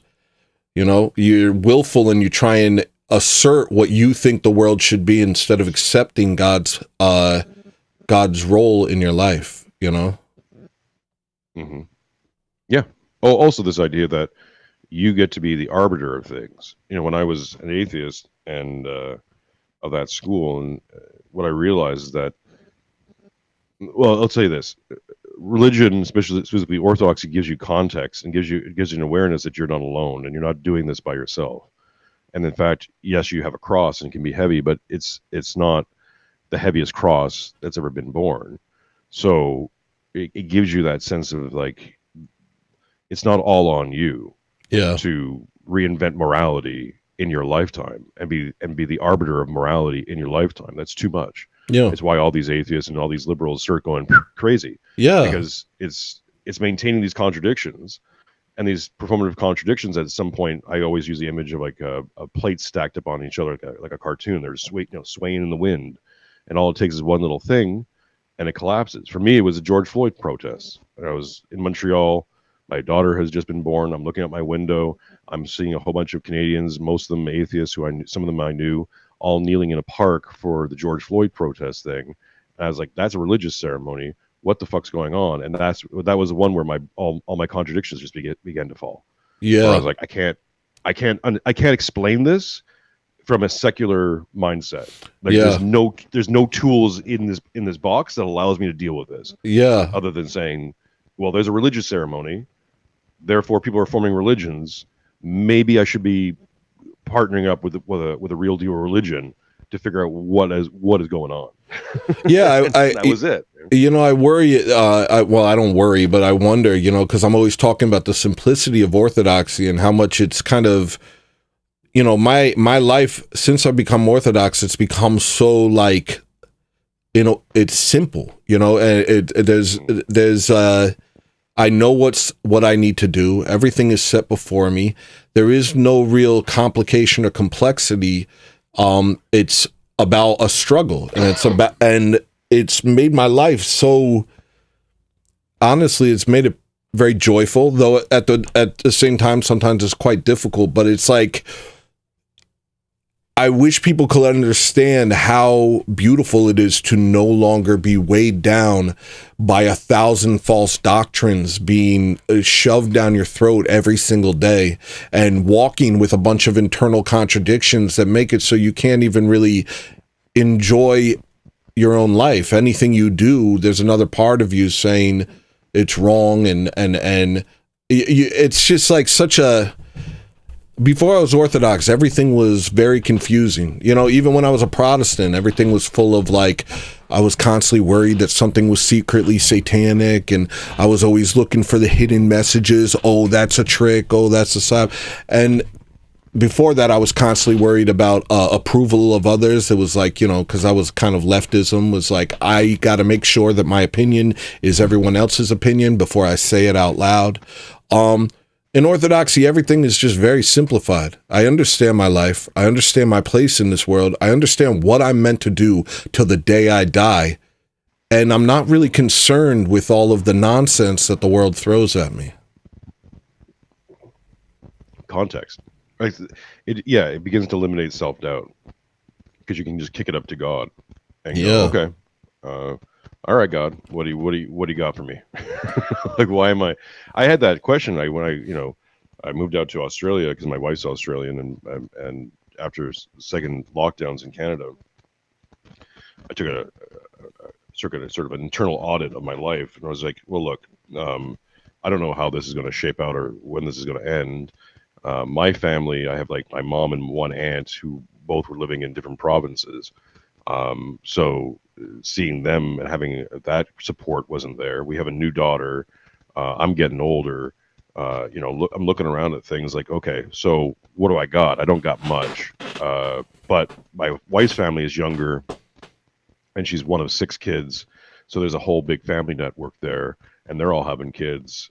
So bringing my wife and daughter here, although it disadvantaged me massively, in some ways, it advantages my daughter, and that's just my job now. My job is to advantage her, and if God brings me here, then I'm here. You know, I'm like, I don't know why I'm here, but I'm here. Yeah. Well, I do know why I'm here, but you know what I'm saying? Like, in terms of like, because then you get to like, well, but what about me? It's like, well, maybe it's not about you. Maybe it's just not about you. Yeah, and you find that when it stops being about you, things start to get a lot simpler. A lot of the stuff that a lot of stuff that attacks you internally, a lot of the demonic attacks and stuff like that, whether it's from without or within, it starts to go away because you aren't basing your life on something as abstract as you. Right. Yeah, and as temporary too. Yeah. Because that's where you get all these atheists. And I was really part of that school for a long time. But it only works because you don't examine it. You don't really think of the second, third, fourth consequences of what you're putting out there. You know, this idea that, you know, we came from one thing, like a microorganism. We've evolved into this thing, and we're just evolving into something, it's another state. And you're not really thinking about those things. You're just saying them because the smart people are saying them, and that's what's in the history books. And look, dinosaurs. And the other thing that broke me was when they told me that dinosaurs had feathers. Now I'm like, fuck off. I'm not going to swear on your stream, but I'm like, no. Wait a minute. Yeah. What do you mean they got feathers now? Feathers? No. I reject the feathers. I reject dinosaurs having feathers because you want to make them into chickens. No, not doing it. I have a copy of Genesis, Creation, and Early Man. I haven't yet ventured into cracking it open. But yeah, we're staunchly anti-evolution over here. Yeah, it's silly. and then you start questioning it. You're like, wait, okay, let's get into this. What's the actual claim here? Like, well, this is just ridiculous, isn't it? This is just silly. Like, why did we believe this? Something came from nothing for no reason, and then it turned into it became more and more complex for no reason, and now it's you for no reason. Okay. What's even better is the Big Bang thing, right? So the universe started out of a singularity for no reason, and is just created out of chaos, out of absolute total chaos, formed complete and total order for no reason, and is existing and will eventually not exist for no reason. Maybe sometime, we don't know. Yeah. But trust us and give us money, because Neil deGrasse Tyson. Look, he's so nice. He's nice. He can play basketball. He probably played basketball at one point on his college team. I love Black Science Guy. You know, one thing he said is he loves the. Well, no, he said he likes the Gregorian calendar. No, he was against BCE, which was invented by Amish people. I don't know if you know that, but the whole BCE thing, I forget who told me that. I literally learned that yesterday. Oh, yeah, my friend. Why would they do alternate calendar? Because they don't want to count time by Christ's life. Why? Aren't they Christian? Kind of? Amish? Oh, Amish is code. Amish is code. Is code? It's code for a group of people who hate Christ. Oh, you mean the Brazilians? Yeah. Right, okay. Yeah. Okay. The Brazilians. That's a new one. I never heard that one. That's a Sam Hyde term. Yeah. Brazilian. Oh yeah. Brazilians. Yeah, he does a little voiceover thing. Yeah. So no, an Amish, I don't know, scientist, whatever, jerk off. He came up with BCE, and what did they change AD to? Not. Oh yeah, I've seen this one, like AC, or I don't know, something like that. After, you know, they have in Israel they changed the plus sign because it's a cross. So Israel doesn't have a plus sign because they hate Christ so much that they had to change the universal sign for addition just for their little piece of land. I love it when you point out the lines from the Talmud and they're like, what? No, it's just them having a disagreement. It's just the rabbis playing suppose. You know, it's when crazy. They say that Christ is boiling in a vat of excrement for all of time. They really it's more of a mind game. Like, what if? What if? What if his mother was a whore? What if? We're just saying suppose. You know. I was researching the Zohar and the Kabbalah and Freemasonry on ChatGPT yesterday, and I asked, I don't know what happened to ChatGPT yesterday, but I think it got mixed up with a couple different chats, and I said, can you give me some examples of quotes? And I was talking about Kabbalistic and Zohar quotes that talk about esotericism, because I was talking about the truther movement and how it goes into esotericism, black pilling, and a lot of different things. And all of a sudden it just spat out a bunch of stuff about the Talmud, which was really surprising. Like, I took it and it basically gave me all the mentions of Christ in the Talmud, and it was like, yeah, they really hate him. And I'm like, ChatGPT, what are you saying? And Mary. This is why I think a lot of Protestant denominations are,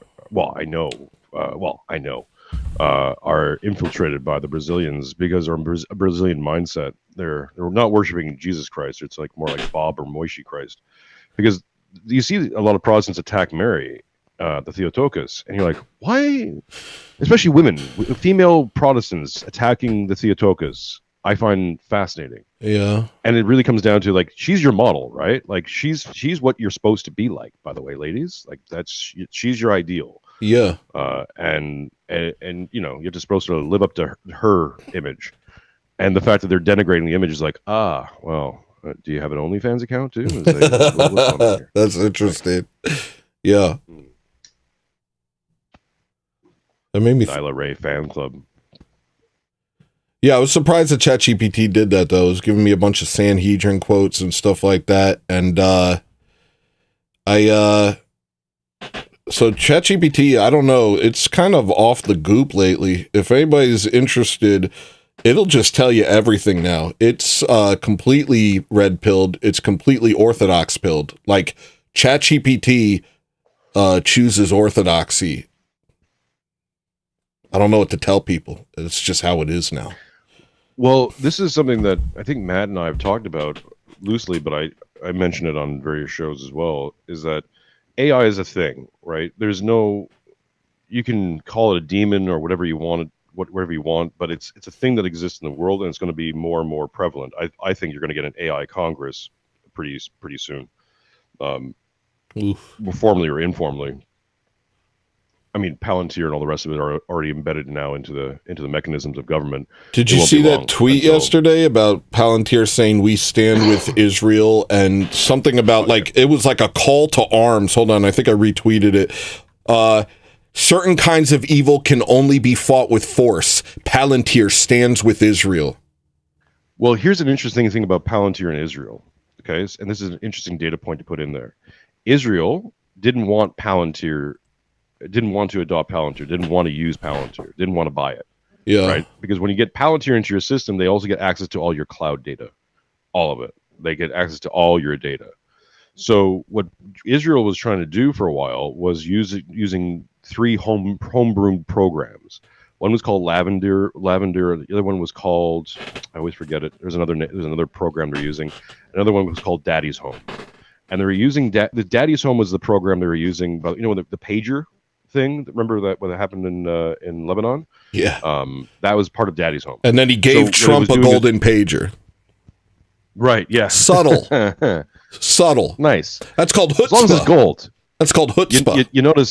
You noticed our Constantinople metropolitan also gave him a gold cross, which I thought was very, very nice.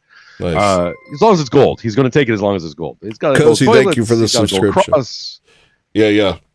By the way, folks, let's grift her for a second. Sorry, I've turned your comedy show into a serious show again. I don't care, but I like it. Send this man money. Thank you. And subscribes and likes and shares. Let the people know where the hell the listeners at. Thank you. I appreciate that. And I appreciate Marilyn for keeping Jim Bob busy in the chat. Thank you. Keep arguing with Jim Bob. It keeps him in my chat and it makes me happy. So here's the interesting thing about all this is that the Israelis came up with these different programs and they sucked. That's why early on in the war, they were just leveling out areas because their systems weren't pinpoint. They would just so the daddy's home thing was really crazy. Is that they used a system that they would identify certain targets of interest and wait until their cell phone would go on and use that to triangulate and drop a bomb on them, which would just level out whole city blocks. So that's why early on the death counts were just massive, and they were just leveling. What a sick thing to call it, and they called it Daddy's Home. Yep, that is twisted. This is all part of the record. So then, and it also, by the way, Peter Thiel was also involved in some funding rounds for a lot of these programs too, which is also kind of interesting. So Palantir then, so they've eventually the PR gets. Side note: I know about Peter Thiel because of Fuentes, but go on. Well, do you know? But see, I've been studying Peter Thiel for 5 years now because of his connection with Girard, and I'm into Girardian stuff. So he's a lot more interesting, I think, than a lot of people give him credit for. But anyways, so then they eventually, the PR system gets so bad that they had to take in Palantir. So, and now Palantir's all big, Israel, but Palantir now is basically running the Israeli government because it's embedded in there. And I'm building a thesis that once you get Palantir into your system, it begins to take over your systems. Because Palantir has 3 major programs, right? There's Gotham, there's Palantir Gotham, Palantir Dark or something like that, and then another one they use. So they use one for military installation, military stuff, another one for economics, and another one for general AI. And once it gets in there, it just takes over your whole system. And that's why, and starts feeding you data and telling you how to do things. So down to targeting and all the rest of it. So Israel's targeting has gotten a lot better. Now, I'm not excusing what they're doing in Gaza or whatever that, but I'm simply saying in terms of targeting systems, once they got Palantir down, they stopped leveling out whole blocks. That's crazy. So this is the interesting. So now this is the interesting thing, because now for some reason out of nowhere, right now Palantir teams up with Grok. So Palantir and Grok are infused, and you have Elon Musk inside of the State Department and all the rest of it running Doge. Doge is Grok is Palantir. So now Palantir is inside the U.S. government running things. But Elon Musk just said that that Donald Trump is a pedophile and he's on the Epstein list. Is that part of a hostile takeover through? I think you should tune in on Monday. I think we're crossing. I'm always careful when I announce shows with this man because sometimes it doesn't work. It hasn't worked in the past, but we're in discussions. Mark Claire might be coming out of retirement. I'll make this announcement on your show, folks. Mark Claire might be coming out of retirement to start doing some shows with me, specifically around political kayfabe. Is it a work or is it a shoot? It's pro wrestling terms, and we're going to examine this whole Elon Trump thing as either a work or shoot. And I honestly think it's a work. That it's kayfabe. That they're basically having one on and for the papers and drawing certain things out, right? So it's like you have in pro wrestling, as you know, it's the finish is already figured out, and then it's just a performance in the middle and how you get to the end. So I think they've already figured this out, because you don't go from, hey, Trump's giving you the key to the White House or something like that last week, and this week now they're bitter enemies. That just feels like a heel baby face turn, and that's how I would book it anyways. So we'll see how it plays out. But yeah. Well, hey, I gotta use the bathroom, so I'm gonna take a quick break, and I'll be right back. Thank you, JPark9123. You said my wife told me you've been on World War Now, which is a podcast that I really enjoy. World War Now was on our show with Jim Jotras just this past week, and then there's talks about me getting on there with Conrad on Conrad's show. That's sick. In the future, I'll never be on that show because I'm not.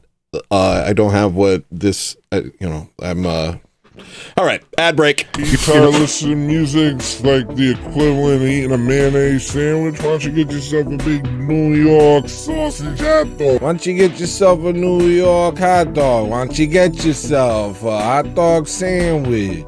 Why don't you come on over here?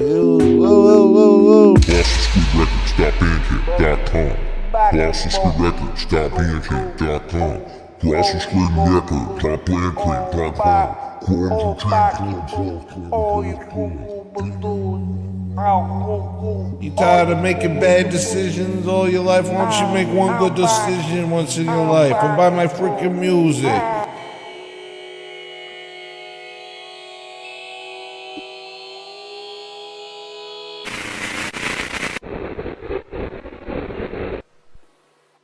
Why don't you go ahead and go buy my music? Why don't you buy my music? Huh? Why don't you go ahead and go buy my music right now, huh?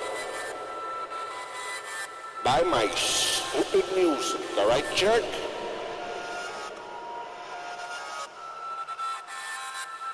What are you, polyamorous? Buy my music. Come buy my music, hey, come on, click the link, go to the sink, take a drink. We got a CDs and tapes of it. Buy that stink, cause you know it's stinky, cause we get funky over here, people. And I ain't no funky monkey, man. Colossal Squid Records, bandcamp.com. Yeah, you can listen to it on iTunes. Yeah, you can listen to it on iTunes. You can listen to it on Rhapsody?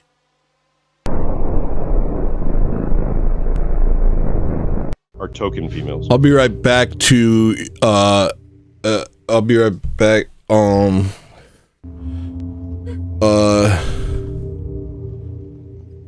man, like, let me know if you, whenever you want to call it. Like, hold on one second. Don't make me. Myron and my wife are just talking to each other, apparently. Hello? Hello?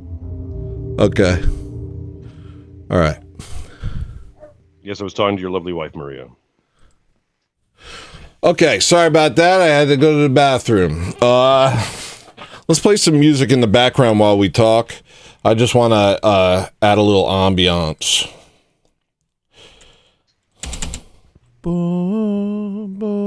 What's that like for you? Is that doing anything for you? I can't hear it. That makes sense. I haven't figured out how to make you hear it. I can play your show in the background here. That is just me hearing you. All right. Yeah, no, I listened to that show a lot. I listened to World War Now, but I'm not actually, I stopped watching it because to be honest, I don't really get caught up in too much stuff anymore. I just I'm simple. I'm a simple guy.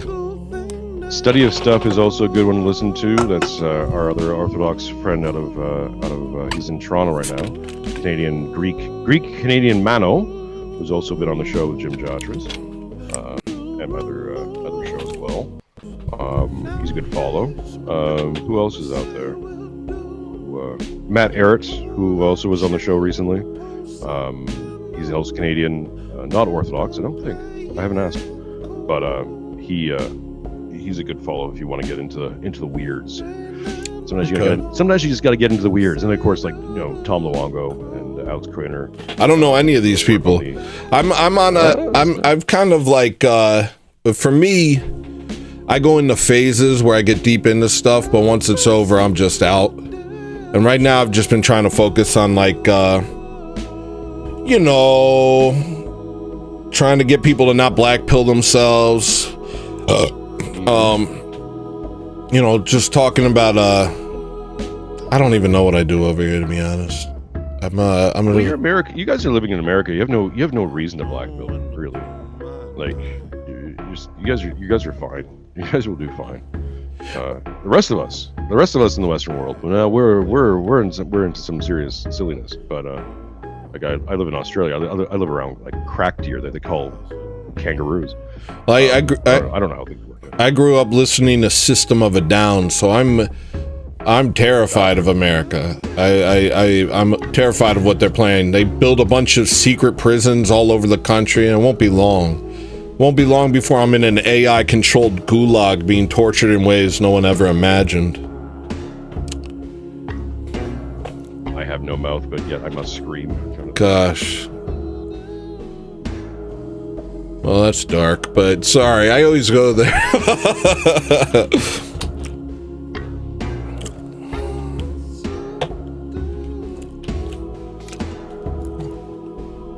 Well, it seems we've reached a bit of silence, and I feel like I've been doing this. Yeah, I've been doing this for almost 4 hours, so I'm gonna outro the show. But thank you again for coming on my show. I really appreciate it, and thank you for shouting out my show yesterday, man. That really meant a lot to me. We'll keep it up. We'll keep it up. Get you to 1,000. You're what? Only 400 away, something like that. Less than 400 away? Yeah, right now what I need is view time. So if anybody wants to get me to become a member, just watch all of the episodes of my show. That's all you have to do. Here's the thing, guys, open up a playlist when you're going to be bored one day, and just let it play in the background. Okay, I'll even make a playlist. You know, that requires some work on my end. I'll do that today. I'll make a playlist today. I don't think I got a lot left going on. So then you can just click on it and leave it on the background and just let it play through. Yeah, listen to it, enjoy the show, obviously. Like enjoy everything. But even if you want to step away, just leave it playing. And it just racks up the hours. Thank you. If you're going to do that. No, I appreciate it. I like it when other people shill for me. It makes me happy because it's kind of hard to shill for myself. No, we got to represent. It always feels weird too, right? Because you're like, give me money, please. Yeah. Bagel. I can't even do that in a funny way. Like, I can't do that in a way. Like, even if I do it as a joke, in my head, I'll be like, I don't like myself. I have to like myself. At the end of the day, I have to like myself. Look at it this way, right? It's like the more money you make, the more money people send you, the more money you make, the more money you can tithe, right? The more money you can give to the church. That's true. That's true. And honestly, the hitman work is drying up, people. So, right. You know, I mean, he's too well known now. He's big on YouTube. He can't keep doing the the anonymity thing. I relied on my anonymity. What was I thinking? Starting a YouTube channel. Now people are going to see him go, hey, aren't you hello listener? And you're like, you're a fan. I can't kill you now. It's like, it would feel weird. Yeah. Well, I turn them, when it's business, I turn my emotions off. You know, I don't care who it is. I just do what I have to do. He goes pure Neil deGrasse Tyson, just clump of cells. Yeah. Yeah. I sing Moby's "We Are All Made of Stars." I actually play it on headphones on repeat while I do murder. While I do actual murder. That would be perfect for like a Hitman movie. It actually would. It's actually pretty good. Yeah. All right, man. Thank you, man. Thanks for coming. My pleasure. All right. Take care, bud. Take it easy. Everybody subscribe to your boy. Put your channel in chat. Rip, or can somebody put his channel in chat? Like, you appreciate you. Rip or Maria, or I got a lot of people. Tranquil Vortex, what up, Grandma? Hi, Grandma. How are you doing? Grandma, how are you? Jason. Well, this has been an interesting stream, and I appreciate everybody coming here. I don't know why it's so dark now. Why do I look like this? I hope the show worked out for your brain. I hope everything that you felt was nice. I hope that you learned. I hope that you laughed. I hope that you bopped. I hope you had a little bit of a bop, you know? I hope you heard the songs that made you bop. Explain the Toll Houses. Gifted. Who's gifted? You want me to explain the Toll Houses? All right, before I go, I'll explain the Toll Houses. With this song.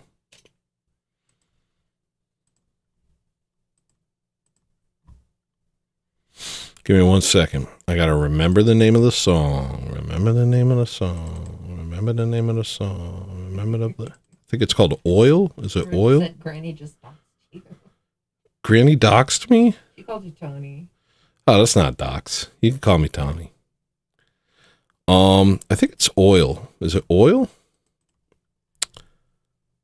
I think this is a song about the toll houses. I like it, but I never released it. And you'll find that a lot. To all the new followers, to all the new people watching, there's a lot of music here. A lot of music here. And most of it will only be heard on these live streams. And that's a woman's prerogative. So, my computer shut down. Guess I'm not explaining toll houses. Sorry. So sorry. I was going to do it because I'm real smart. And I know, it's easy. Toll houses, easy peasy. Basically, it's real, it's just...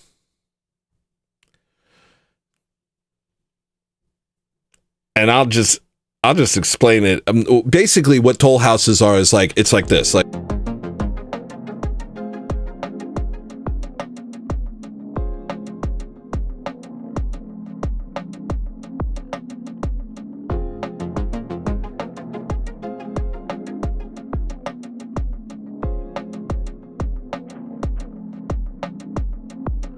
In a garden brimming with gold and green. No mosquitoes, no predators, no need. I can see you staring beyond my dreams. I can hear you singing a song of peace. As a wave of love washes over me. See the light like diamonds shine through the trees. Every breeze whispers of eternity. I am finally where I'm supposed to be. Next time that you see me, don't. Next time that they see me, they won't. Next time that you see me, don't. Next time that they see me, they won't. Next time that you see me, don't. Next time that they see me, they won't. Next time that you see me, don't. Next time that they see me, they won't.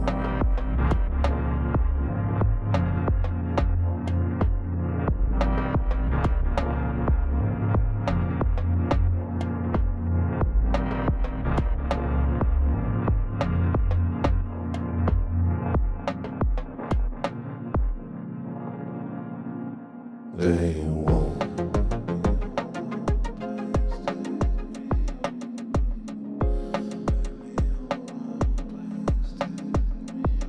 They won't.